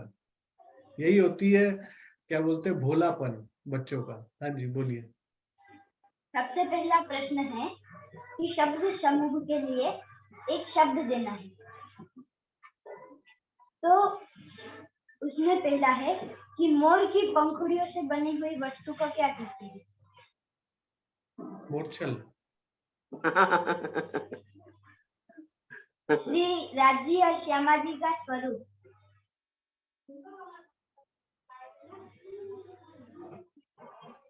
सुंदर साहब जी दूसरा प्रश्न है, श्री राजी और श्यामा जी का स्वरूप को क्या कहते हैं? जुगल स्वरूप, जुगल जोड़ी। बिल्कुल ठीक। और तीसरा प्रश्न है कि स्वरूप की पहचान कराने वाले को क्या कहा जाता है? वाणी में चौपाई में क्या कहा गया स्वरूप की पहचान कराने वाले? प्रणाम जी सुंदर साहब जी। इसको स्वरूप दाता करके लिखा है, अर्थात जो स्वरूप की पहचान कराए उसको स्वरूप दाता करके लिखा है। ये ब्रह्मांड में 2-3 ही हुए हैं, ऐसा भी लिखा है। प्रणाम। दूसरा प्रश्न है कि 5वें प्रहर के अंदर श्री जी के लिए हार और कलंगी कौन कौन से सुंदर साथ लेकर के आते हैं और उन्हें अर्पण करते हैं?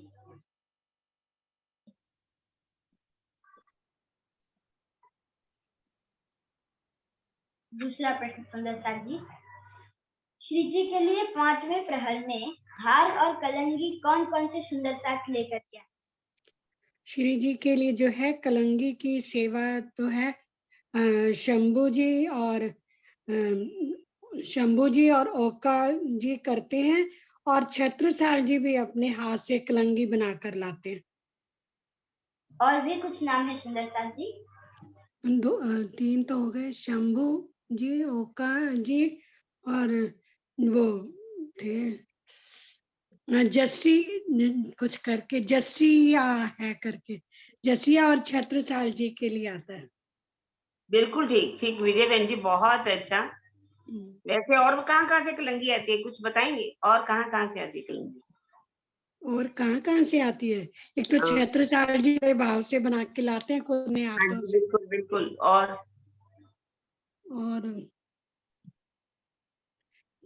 और का तो ध्यान, जैसे मुकुंद दास जी हो, हाँ, मुकुंद दास जी का मुझे नाम आता है।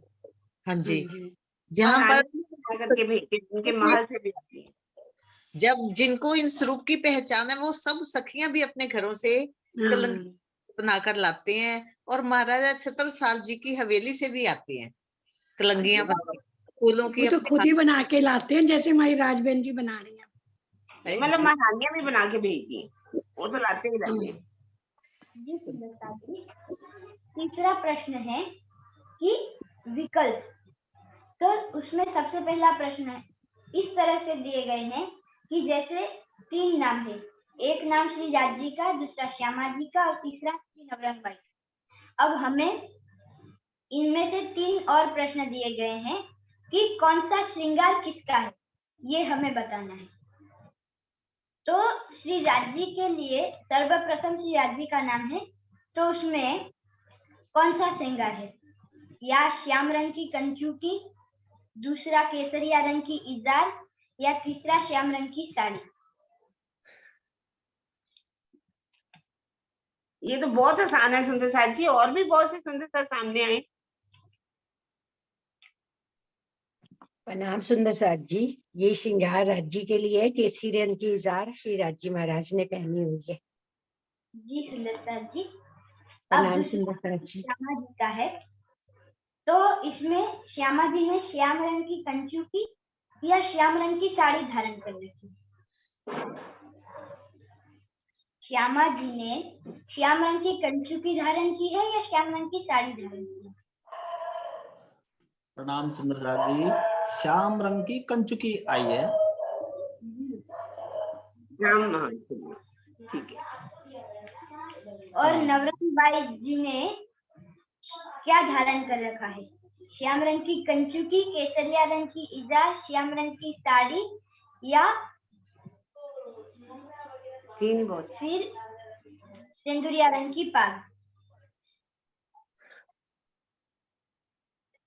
नवरंग बाई जी।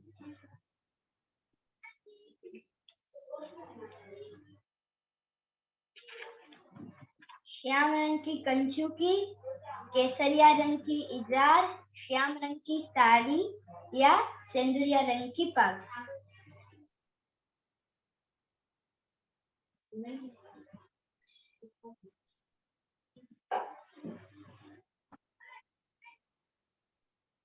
ये तो बहुत सुंदर साथ आ रहे हैं, ये तो बहुत इजी है, सबसे आसान।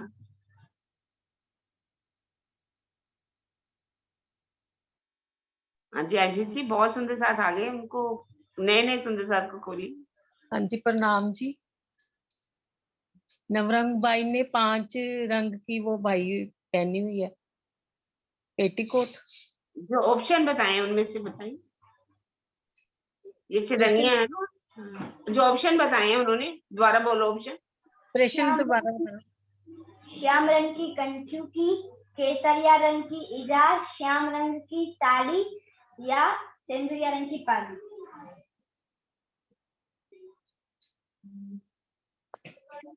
बहुत आसान आ रहा उत्तर बीच में। नवरंग बाई की साड़ी कौन सी है? कोई बात नहीं। श्याम रंग की साड़ी। हाँ बिल्कुल बिल्कुल। चौथा प्रश्न, श्री जी के लिए मूर्छल और चंवर डुलाने की सेवा किन सुंदरता। श्री जी के लिए 5वें प्रहर में मूर्छल और चंवर डुलाने की सेवा कौन कौन से सुंदरता करते हैं?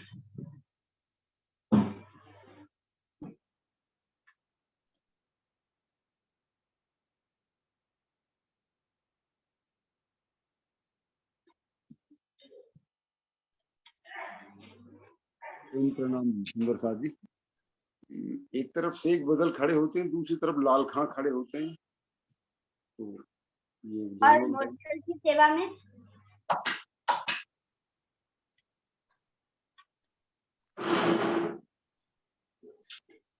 सिद्धार्थ सखी। मूर्छल में महाराजा छत्रसाल जी जी। उधर महाराजा छत्रसाल जी भी खड़े होते हैं, महाराजा छत्रसाल जी मूर्छल लेकर खड़े। और एक नाम है जी।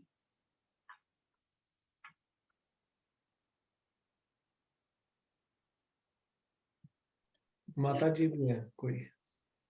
जी बिल्कुल सही उत्तर। मूर्छल की सेवा में आईजी अर्थात की तेजकुड़ी जी की माता जी और महाराजा छत्रसाल, और चौवर डुलाने की सेवा में शेख बदल जी और लाल खान जी खड़े रहते हैं। प्रश्न 5, जीव सृष्टि किन किन कारणों से ब्रह्मवाणी संपूर्ण ध्यान से नहीं सुन सकती? फिर से, जीव सृष्टि किन किन कारणों से ब्रह्मवाणी संपूर्ण ध्यान से नहीं सुन सकती?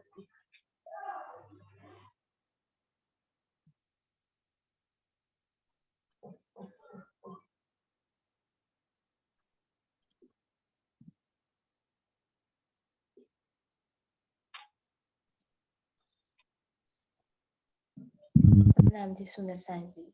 जीव सृष्टि एक तो उनका अंकुर नहीं होता है परम धाम का, इसीलिए वो नहीं सुन पाती है।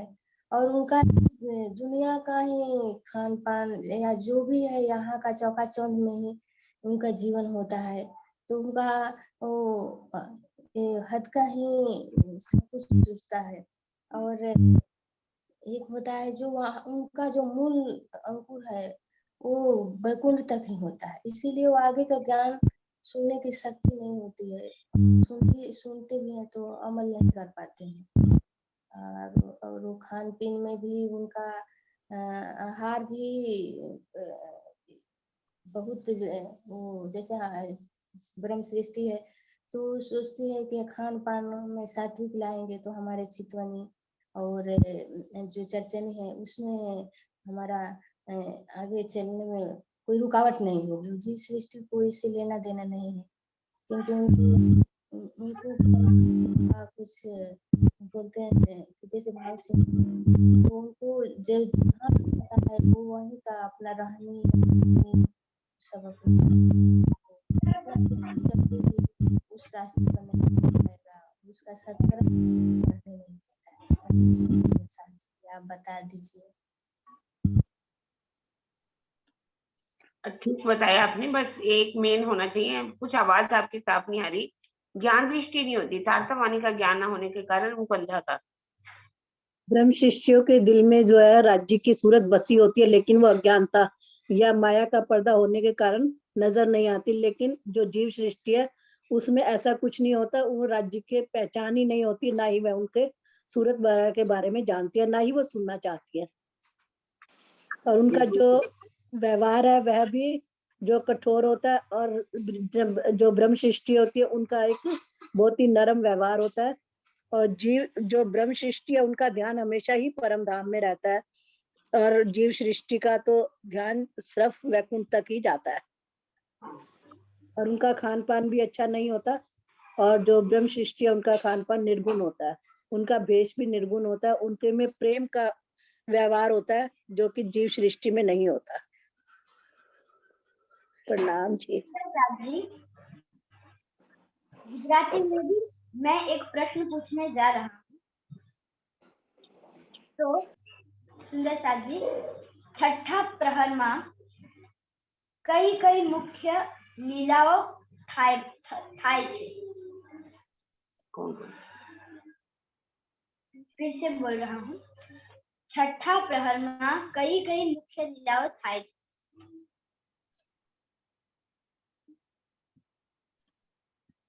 कोई गुजराती सुनते साथ छठे पैर में इसने बोला था कि क्या क्या होगा, उसके बारे में बताएंगे।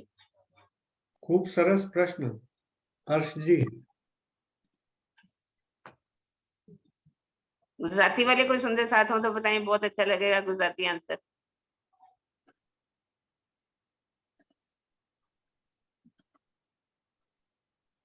जी प्रणाम जी। छठा पैर એટલે 9 થી 12 રાતનો સમય છે। આ સમયે કેશવદાસી વાણી પડે છે, કુરાન હદીસા વાંચવાની પણ લીલા થાય છે। ગોકુલદાસી ધણીને પોતાની સેવાથી ખુશ કરે છે। ચર્ચાનો સમય હોય છે આ, જેમાં અદ્વૈતની ચર્ચા થાય છે અને તેનાથી બધા જ દ્વૈત, આ સંસારની જે પણ દ્વૈત છે એ બધું જ ઉડી જાય છે। મુરલીધરજીની અનોખી રીતે બેસવાની લીલા પણ થાય છે. આ સમયે છત્રસાલજી આવે છે. 3 પ્રકારથી સાંભળવાવાળા બેઠા હોય છે, પુષ્પપ્રવાહ અને મર્યાદામાં બેઠેલા હોય છે. जी बिल्कुल सही. मस्त उत्तर. प्रणाम जी. प्रणाम सुंदरता जी. मेरे प्रश्न यहीं पे खत्म होते हैं. आप नेहा को लीजिए. बोलिए श्री प्राण. नेहा. बहुत ही सुंदर प्रश्नोत्तरों की सेवा पूरी कन्या गुरुकुल के सभी छात्र छात्राओं के द्वारा. आप सबके चरणों में कोटि कोटि प्रणाम जी. हाँ जी नेहा जी. प्रणाम जी. हमारा पहला प्रश्न है कि 5वें पहर में जो आरती का वर्णन होता है, तो उसमें आरती को कितने खंडों में विभाजित किया गया है, उनमें कितने दीपकों की ज्योति को प्रकाश किया गया है और उसका तात्पर्य क्या है?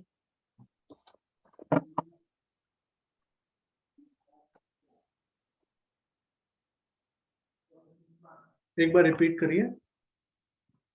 5वें पहर में जो आरती का वर्णन किया गया है, तो आरती को कितने खंडों में विभाजित किया गया है, कितनी दीपक उसमें प्रकाशित किए गए हैं और उसका तात्पर्य क्या है?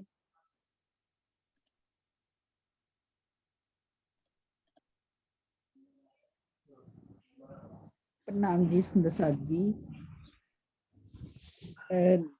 9 खंडों में विभाजित किया गया है. जी नहीं. नहीं. नहीं. अब 5 आरती के दिए 32 हैं. हाँ जी. और उसको 5 भागों में विभाजित किया गया है. हाँ जी. 32 दियों का महत्व ये है कि हमारे जब हम परम धाम में सबसे पहले जब सरबत सागर के पास पहुंचते हैं, तो वहां से 32 पहल हैं उसके परम धाम के. हमारे 32 पहलों से 32 दिए लिए गए हैं. और 5 खंडों का तात्पर्य?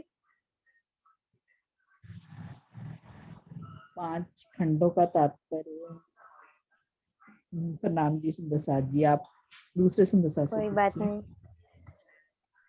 हाँ जी सुंदरसाद जी, 5 खंडों का क्या तात्पर्य है? प्रणाम जी सुंदरसाद जी. ये चांदी की आरती होती है और इसमें 5 खंडों में क्या कहते हैं सुशोभित होती है और चारों तरफ 32 इसमें मतलब प्रकाश दिए जल रहे होते हैं रोशनी के. तो 32 का तो तात्पर्य 32 हाथ, जैसे सरबत सागर से जैसे ही हम प्रवेश करते हैं तो 32 हाथ में आते हैं 8 सागर 8 चिमी. तो उसका मतलब सांकेतिक रूप से ये आरती में सजाया जाता है. और 5 स्वरूप है परम धाम के, जैसे जिसमें राजी, श्यामा जी, सखियां, अक्षर ब्रह्म और महालक्ष्मी, उन 5 स्वरूपों को यहाँ पे 5 खंडों के रूप में सांकेतिक रूप में आरती करी जाती है. जी माता जी. ताकि इसका प्रकाश पूरे खंडों में फैले, पूरे जगत में फैले इसका प्रकाश. तो आपने यहाँ पे आरती चांदी की कही है, पर हम आरती कंचन थाल करते हैं, तो सोने की आरती. अच्छा, सोने की. कंचन की है ना. हाँ. अब जब हम आरती करने से पहले वहां पे जो दीपक जलाने की जो सेवा है, वो कौन से सुंदर साथ करते थे?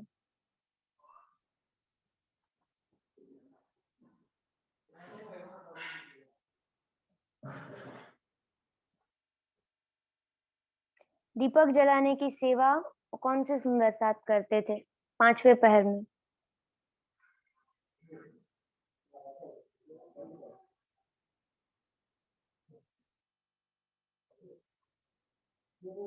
किसी को नहीं पता?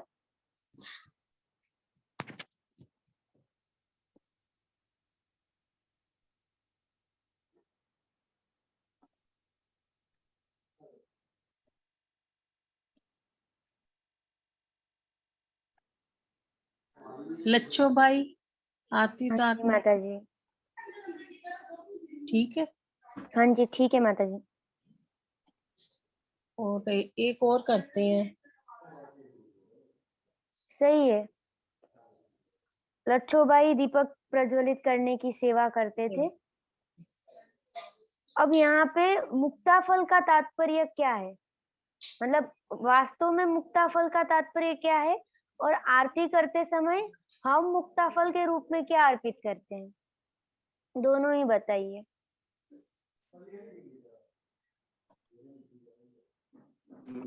प्रेम प्रणाम जी। मुक्ताफल बनाते थे, मतलब मोती को भी मुक्ताफल कहा गया है, कपूर को भी मुक्ताफल के लिए लिखा है शास्त्रों में। और एक लिसोड़ा होता है, वो भी थोड़े के जो फूल होते हैं वो भी मुक्ताफल के रूप में यूज होते हैं।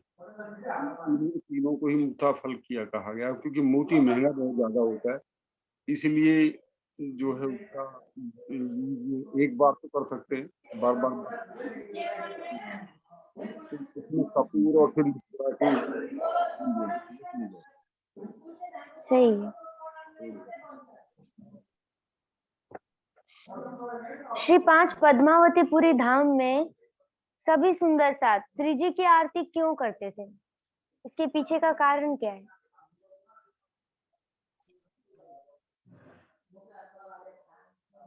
श्री 5 पद्मावतीपुरी धाम में श्री जी की आरती क्यों करते थे, इसके पीछे का कारण क्या है? प्रणाम सुंदर साथ जी। श्री 5 पद्मावतीपुरी धाम में जो है वो परम धाम का भाव लेकर श्री जी की आरती करते थे, लेकिन श्री जी जो है वो परम धाम का भाव लेके राजी महाराज का भाव लेके आरती करती थी। इसको और अच्छे से कोई सुंदर सा डिफाइन करे तो? उन्होंने काफी हद तक सही बोल दिया, लेकिन इसमें ये है कि जिस वक्त आरती उतरती थी ना, तो जो भी उस आरती को देख लेगा या उसको सुनेगा आरती के वचनों, वो कायम हो जाएगा, अखंड हो जाएगा। तो जो है ये हमारी इसमें भी आया है, जो 5 पैर में भी आया है। इन भांत नित आनंद होत है बंगले में, कई खलक आम दीदार को सुन कायमी पावे इनसे। तो उनको कायमी निश्चित हो उनको जाने देता है। तो एक तो मेन मुख्य बात है, और दूसरा यही था कि सुंदर साथ जब आरती उतारते थे तो ये, क्योंकि यहाँ पर जो राजी महाराज का आवेश स्वरूप बैठा हुआ है, तो मूल स्वरूप मान करके ही आवेश स्वरूप को और मूल स्वरूप में कोई भिन्नता नहीं मान, तो राजी को साक्षात मान करके उनकी आरती उतारते थे कि हम परमधाम की आरती उतार रहे हैं, हम परमधाम में नहीं बैठकर। तो ऐसा भाव लेकर के, परमधाम का भाव लेकर के आरती करते थे। तो ये सुंदर था। श्री जी के अंदर ही, हाँ जी, समर्पण भाव भी एक था कि हम समर्पित हैं श्री जी के प्रति। हाँ, क्योंकि वो जो परम धाम में जो राज्य है वो, और श्री जी के धाम हृदय में जो राज्य बैठे हैं, उनमें कोई भी तफावत नहीं है, एक ही है, वही शक्ति है, ये बताने के लिए। तो इसी संदर्भ में श्री जी के अंदर अक्षरातीत धाम धनी लीला कर रहे, उनकी जो स्वरूप की पुष्टि करने के लिए 5वें पहर में कौन सी एक चौपाई दी गई है, और उस चौपाई में जो एक शब्द है, वैसे और कितनी बार वितक में शब्द आए हैं, दोनों जानने हैं।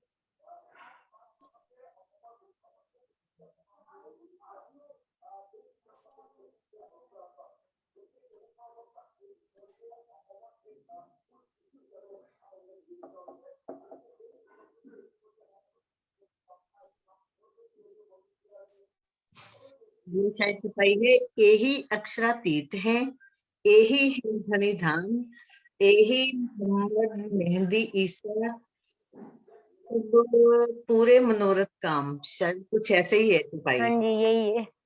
यही हाँ, प्रणाम जी। तो ऐसे बीतक में अक्षरातीत का वर्णन कितनी बार होता है माता जी? 4 बार।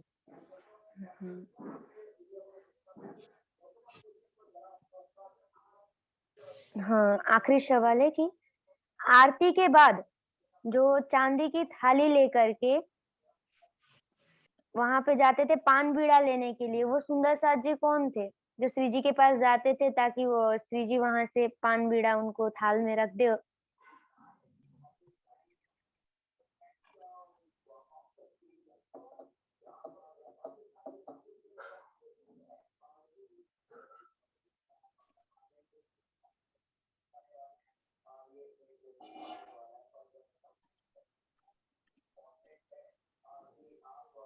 प्रणाम सुंदर साथ जी।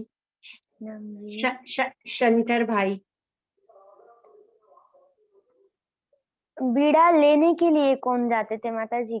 सवाल ये है कि आरती के बाद जब पान बीड़ा थाल में धरा जाता था पहले, तो वो लेने कौन जाते थे? बांटने की बात नहीं हो रही है, लेने की बात हो रही है।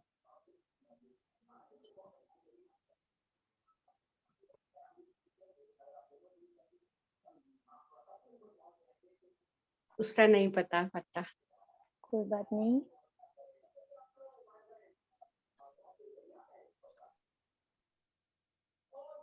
रुक्मणी जी थाल आगे धरते। सही है, एकदम सही जवाब। प्रणाम जी, बस इतने ही सवाल थे मेरे। प्रणाम जी। प्रणाम जी, प्रणाम जी।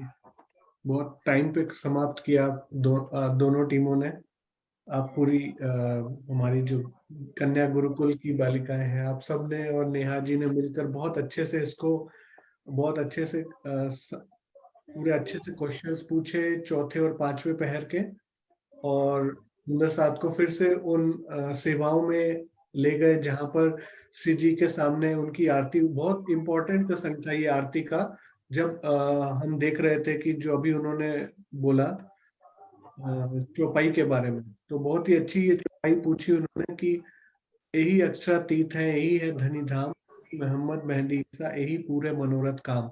तो ये सब इच्छाओं को पूरी करने वाले हैं। और जब ये आरती हो रही है तो आरती को देखने के लिए नगर के अन्य लोग भी आ जाते हैं और अखंड मुक्ति पाते हैं, जिसके मन के इसके जो गायन हो रहा है, इतना भावपूर्ण गायन हो रहा है, इसको सुनने मात्र से जो है हृदय के सारे अंधकार जो है आपका खत्म हो जाएगा और समर्पण प्राप्त हो जाएगा। क्योंकि समर्पण के बिना अध्यात्म की ऊंचाई पर नहीं पहुंचा जा सकता जब तक पूर्ण समर्पण नहीं आएगा।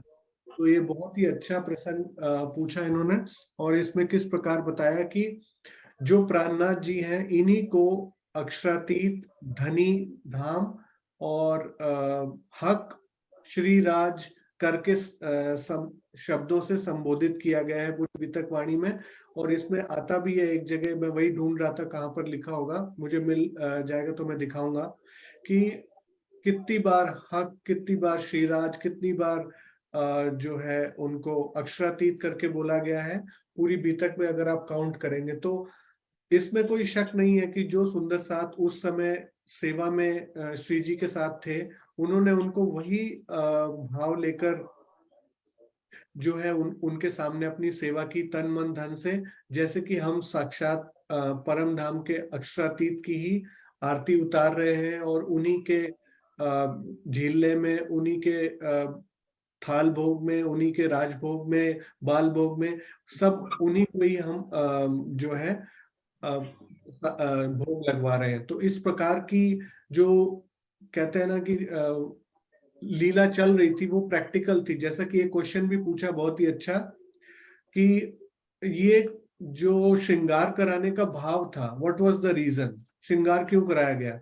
श्रृंगार ना कराते तो क्या हो जाता? श्रृंगार तो ये चीज है कि वाणी में अभी हम देखें तो थ्योरी हमारे पास है, लेकिन वो थ्योरी को प्रैक्टिकल में लाने के लिए, यानी कि हमारे सामने जो स्वरूप है, यदि हम उसको भी वही श्रृंगार कराएं जैसा कि प्राणनाथ महामती श्री प्राणनाथ जी ने वाणी में लिखा है, तो हमें इसको याद नहीं करना पड़ेगा। हम वो प्रैक्टिकल चीज कर रहे हैं, तो हमारा अपने आप ध्यान करेंगे तो हमें वही शोभा श्रृंगार हमारे हृदय में बस जाएगी और सामने आएगी और हमें चितवनी में सहायक होगी।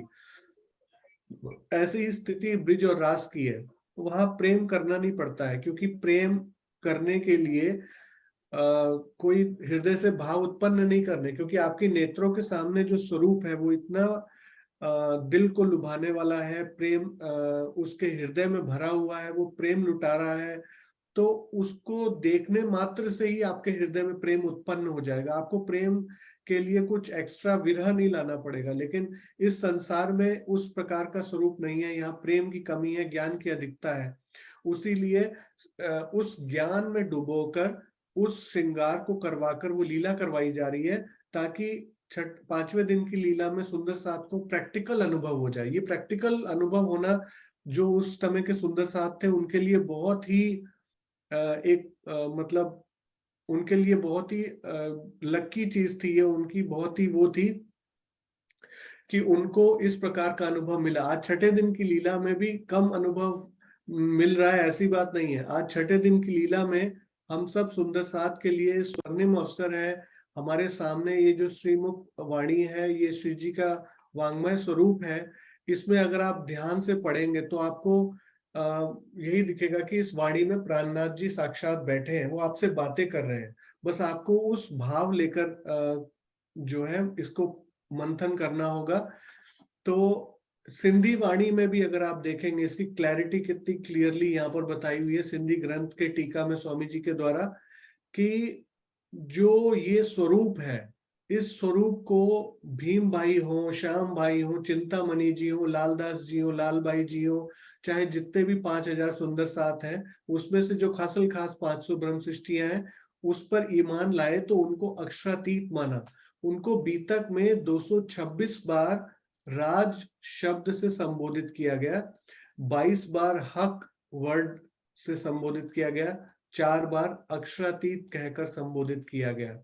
तो श्री मुखवाणी में बारंबार वही श्री जी के स्वरूप को, प्राणनाथ के स्वरूप को ही अक्षरातीत, प्राणनाथ को ही अक्षरातीत, प्राणनाथ ही हमारे अक्षरातीत है, श्री जी को ही प्राणनाथ, श्री जी को ही अक्षरातीत कहा गया, क्योंकि इस जागनी के ब्रह्मांड में सिर्फ 2 ही स्वरूप हैं, देवचंद्र जी, सदगुरु देवचंद्र जी और श्री जी, जिनको कि हम प्राणनाथ की शोभा बोल सकते हैं। तो इस प्रकार अगर हम उनको कोई और नामों से पुकारें तो हमारे लिए इससे बड़ा कोई गुनाह नहीं होगा।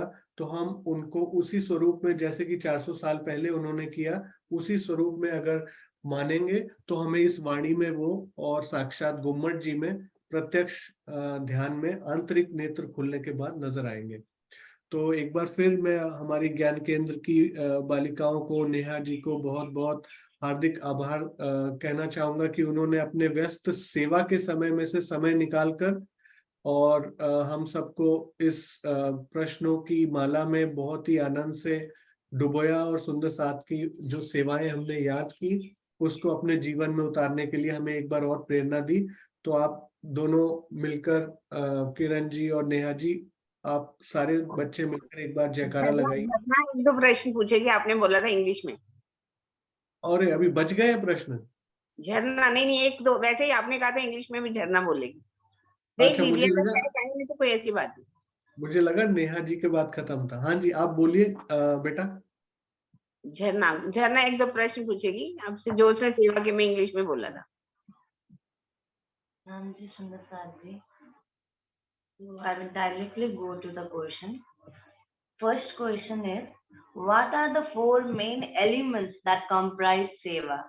या सेवा को पूर्ण रूप से सेवा का डेफिनेशन बनने में 4 महत्वपूर्ण भाव कौन से हैं? So what are the 4 components of seva? That Bhavana ji, right? Bhavana है ना आपका नाम? जी, झरना। झरना जी ने पूछे थे व्हाट आर द 4 कंपोनेंट्स, सेवा के 4 कंपोनेंट्स बताइए। हाँ जी, चांद कमल आंटी, आप इंग्लिश में भी बता सकते हैं अगर आप बताना चाहें।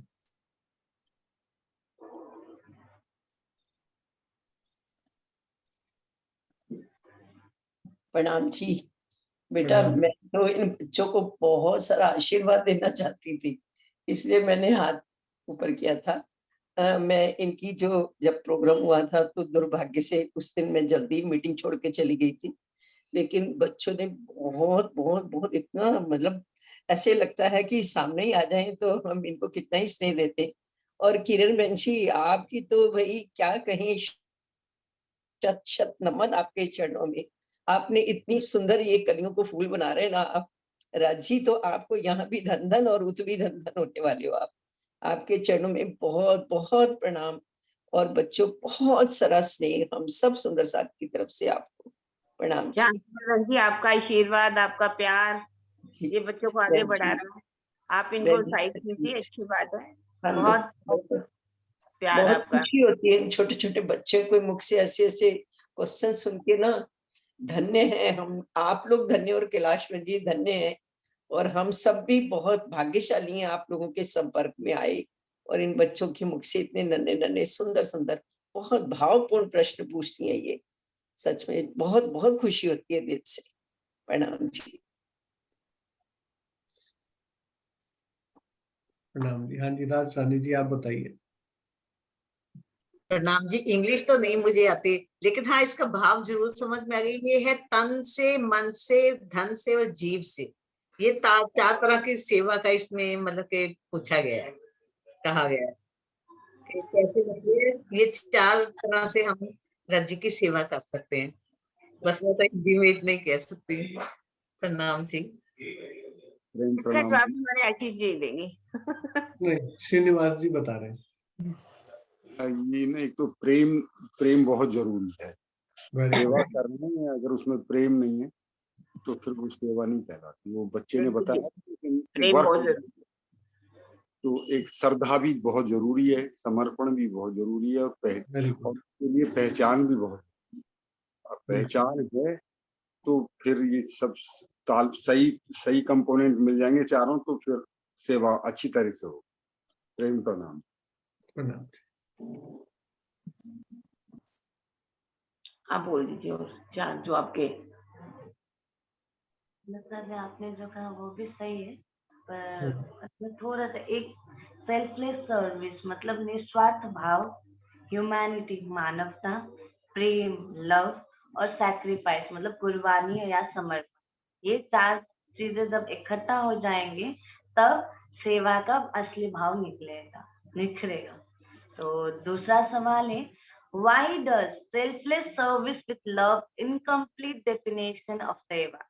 अर्थात प्रेम और निस्वार्थ भाव से किया हुआ सेवा को भी क्यों अधूरा सेवा कहा जाएगा?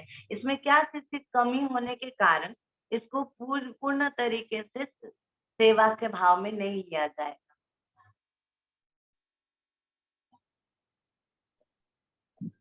निस्वार्थ भाव भी है, प्रेम भी है, कमी किस चीज की है? अभी श्रीनिवास जी ने बताया एक चीज की कमी है, उसके बिना नहीं हो रहा काम। तीसरा सवाल सुरक्षा आंटी आप बताइए, आप सही आंसर बताइए। ये दो चीजें तो बहुत अच्छी बता दी। आत्मसमर्पण बहुत जरूरी है इसमें, हमें उसी भाव से करें जिसमें हमारा तन मन धन और समर्पण सारा शरीर भाव से सेवा करें, तो वो बहुत प्यार से सेवा होती है। उसके अंदर तो फिर अपने आप ही को डूब जाता है इंसान, इतनी तरह से वो सेवा कर सकता है कि मैंने ही बड़े भाव से किया। आत्मसमर्पण बहुत जरूरी। पहचान के बिना समर्पण नहीं आ सकता। हाँ, पहचान बहुत जरूरी है। पहचान हमें उसी तरह से होगी जब हम पहले पहचान करेंगे, फिर आत्मसमर्पण तो होगा साथ में। और जब तक मैं खुद ही नहीं जाएगी तब तक समर्पित भी नहीं हो पाएंगे। हाँ, ये भी बात सही है। मैं खुद ही तो समझ लो कि जिसमें आ गई वो तो फिर कुछ नहीं कर पाएगा, इसलिए मैं खुद ही को दूर करके ही सेवा हो सकती है। बिल्कुल। प्रणाम जी। प्रणाम। मेरा आखिरी सवाल है, when I stand, what goes out in सेवा? अगर मैं आ गया तो क्या चीज खो जाएगी सेवा में?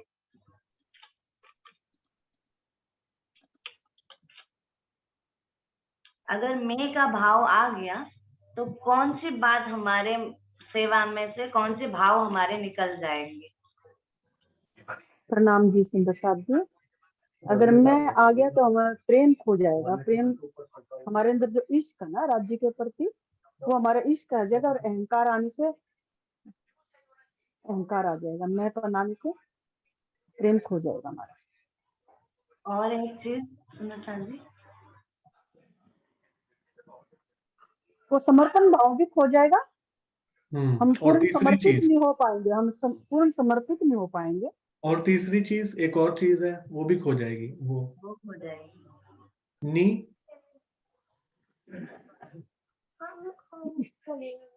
जब हम अपने लिए कोई काम करें तो हमारा क्या होता है उसमें?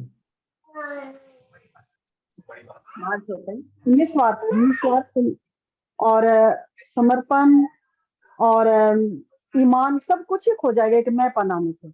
बिल्कुल। प्रणाम जी। हाँ जी, पम्मी जी कुछ कह रहे थे? जी नहीं कुछ। आपने कुछ बोला था, सेवा के लिए रेज हैंड किया था शायद। नहीं हो गया। हाँ जी, किरण माता जी आप बताइए, किरण आंटी।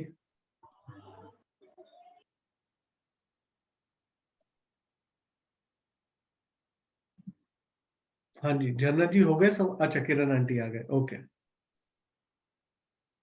हाँ जी, सुंदर साथ जी, प्रणाम जी सबको। बच्चों ने प्रश्न पूछे, आप सबने बहुत प्यार दिया, विशेष रूप में हमारे आशा बहन जी, राचांद कमलचुप, इनका प्यार तो बहुत ही ज्यादा है। इन्होंने तो सारा प्यार अपना लुटा दिया बच्चों पर, और सब सुंदर साथ भी प्यार करते हैं। कोई गलती हो क्षमा कर देना सुंदर साथ जी हमारे बच्चों से। जितना थोड़ा टाइम मिला हमारे पास, यहाँ बहुत समय कम होता है कि हम इनको और भी प्रश्नों को अच्छी तरह से बना सकते हैं, जैसे भी बना सके हमने बनाए क्वेश्चन उसमें। तो यहाँ पम्मी जी हैं हमारे, पेक्षा जी हैं, इनके प्रश्न तो बहुत ही ऊंचे होते हैं, ऊंची क्लास के। तो जैसे ठीक लगा आपको सुंदर साथ जी, प्रणाम। क्या कहूँ मैं इसके बारे में? नहीं, आपने बहुत अच्छे से कंडक्ट किया सुंदर साथ जी। ये जो देखिए चौथा और पांचवा प्रहर था ना, ये चौथा और पांचवा प्रहर अपने आप में एक विशिष्ट प्रहर था। काफी इंपॉर्टेंट चीजें इसमें हो रही थी, और जो है सिर्फ एक दिन का नोटिस दिया गया था और पूरी प्लानिंग करनी थी किरण माता जी को, किरण आंटी को, और उन्होंने दोनों पहर कवर कराए एक दिन में। हालांकि थोड़ा लंबा हुआ सेशन, उनको मैंने ऑफर दिया था कि वो इसको 2 दिन में भी ले सकते हैं, पर उन्होंने बोला नहीं, हम सब मिलकर बच्चे हमारे बैठेंगे तो एक ही बार तैयारी कर लेंगे। और प्लानिंग की उन्होंने, परसों की प्लानिंग, लास्ट जब सेशन हुआ था उनका, उन्होंने प्लानिंग की कि चौथा पहर भी और पांचवा पहर भी, दोनों में चाहे वो नई बच्ची हो चाहे नया बच्चा हो, हमने किसी को एक्सक्लूड नहीं करना है, यानी कि सबको मौका देना है। कि टोटल हमने यहाँ पे 150 चौपाई के आसपास कवर की थी उस दिन। तो ये 150 चौपाई में उन्होंने सब नए जो बच्चे हैं उनको भी लिया, जो ऑलरेडी बी तक कर रहे हैं, जो बालिकाओं ने, जैसे मुझे नाम तो ज्यादा ध्यान नहीं, बट अर्श जी ने एक जगह, अर्श जी को मैंने बी तक करते हुए सुना था सूर्य प्रताप जी के साथ। फिर भूमिका जी को एक बार मैंने एक वीडियो में सुना था, बाकी मुझे नाम ज्यादा याद नहीं है। पर इस प्रकार के बच्चों ने अपने आप अपने बल पर जाकर गांवों में बी तक की थी। उसके अलावा नए बच्चे आए, उन्होंने नेपाली में, गुजराती में, इंग्लिश में भी प्रसंग अपना बी तक का प्रेजेंट किया। बहुत ही शॉर्ट नोटिस पर किरण जी ने सारे बच्चों को तैयार करवाया। एक दिन के अंदर में प्रश्न, कल ही बैठकर उनसे बात हो रही थी फोन पर, तो उन्होंने एक ही दिन में सारी चौपाइयों में से सिंपल प्रश्न, ताकि उसका भाव सुंदर साथ को समझ आ पाए कि उस पहर में कौन सी सेवा होती है, किस प्रकार सेवा होती है। और उन्होंने बोला बहुत ही शॉर्ट सेशन रहेगा और हम नॉर्मल अपने क्वेश्चंस पूछेंगे। अच्छे से इजी क्वेश्चंस बनाए बच्चों ने स्वयं, विदाउट एनी हेल्प। सबने अपने अपने क्वेश्चन स्वयं तैयार किए। तो आपकी सेवा के लिए, आपकी भी ये सेवा है बहुत बड़ी कि आप चौथे और पांचवें पहर में जो बीतक में स्वामी जी ने टीका में इतना प्रेम से वर्णन किया है, वो पूरा चौथे और पांचवें पहर का आपने बच्चों से पार्टिसिपेट करवाकर सब सुंदर साथ को बहुत ही लाभान्वित किया है। और किस प्रकार जो है बच्चे का मन जो होता है निश्चल होता है। बच्चों को हमने मना किया कि आप चौपाइयों की संख्या ना बताएं, फिर भी उन्होंने संख्या बता दी। तो बहुत ही अच्छा लगा किस प्रेम से उन्होंने जो है ये सेवा को लिया और प्रेम सेवा से इसको संपूर्ण किया। तो चलिए सुंदर साथ जी, कल हमारी जो नेक्स्ट टीम है उनकी तरफ चलते हैं। हमारी कल छठे सातवें पहर की बारी है दहलाने टीम की। तो इस मीटिंग के बाद मैं 2 मिनट के लिए उनसे बात करना चाहूंगा कि अगर पॉसिबल हो तो 2 पहर थोड़े से लंबे होते हैं, छठा और सातवां, और हम प्रीवियस में देख चुके हैं। और मंडे जो मैंने सोचा था कि मेरे को एक छुट्टी चाहिए तो वो नहीं चाहिए, तो अगर वो स्प्लिट हो सकता है तो हम सबके लिए फायदेमंद होगा, अगर वो टीम मान जाती है और अवेलेबल है तो हम दहलाने टीम को कल हम सुनेंगे उनके द्वारा जो हमारा 5वां छठा पहर है उसकी बीतक को, और उसमें फिर आनंद लेंगे। और उसके बाद हमारे सिर्फ 2 ही सेशन बचे हैं। एक सेशन होगा चाहे बच्चे टीम का जो 8वां पहर है, और उसके बाद जो दोपहर का सूरज का लास्ट चैप्टर है, और उसका लास्ट चैप्टर होगा चैप्टर 40 जो कि सुखपाल टीम के द्वारा होगा, जिसमें पन्ना की घटनाएं हम लास्ट में कवर करेंगे। इसके बाद 2-3 प्रश्न सुंदर साथ के रहे थे तो वो डिस्कस करेंगे। 3 सेशन मैंने उसके लिए बुक किए हैं। और उसके बाद एग्जाम की बात सोची थी ऑनलाइन करने की, फेस टू फेस स्क्रीन पे, बट एक और ऑप्शन मेरे सामने आ रहा है ऑफलाइन गूगल फॉर्म के तहत।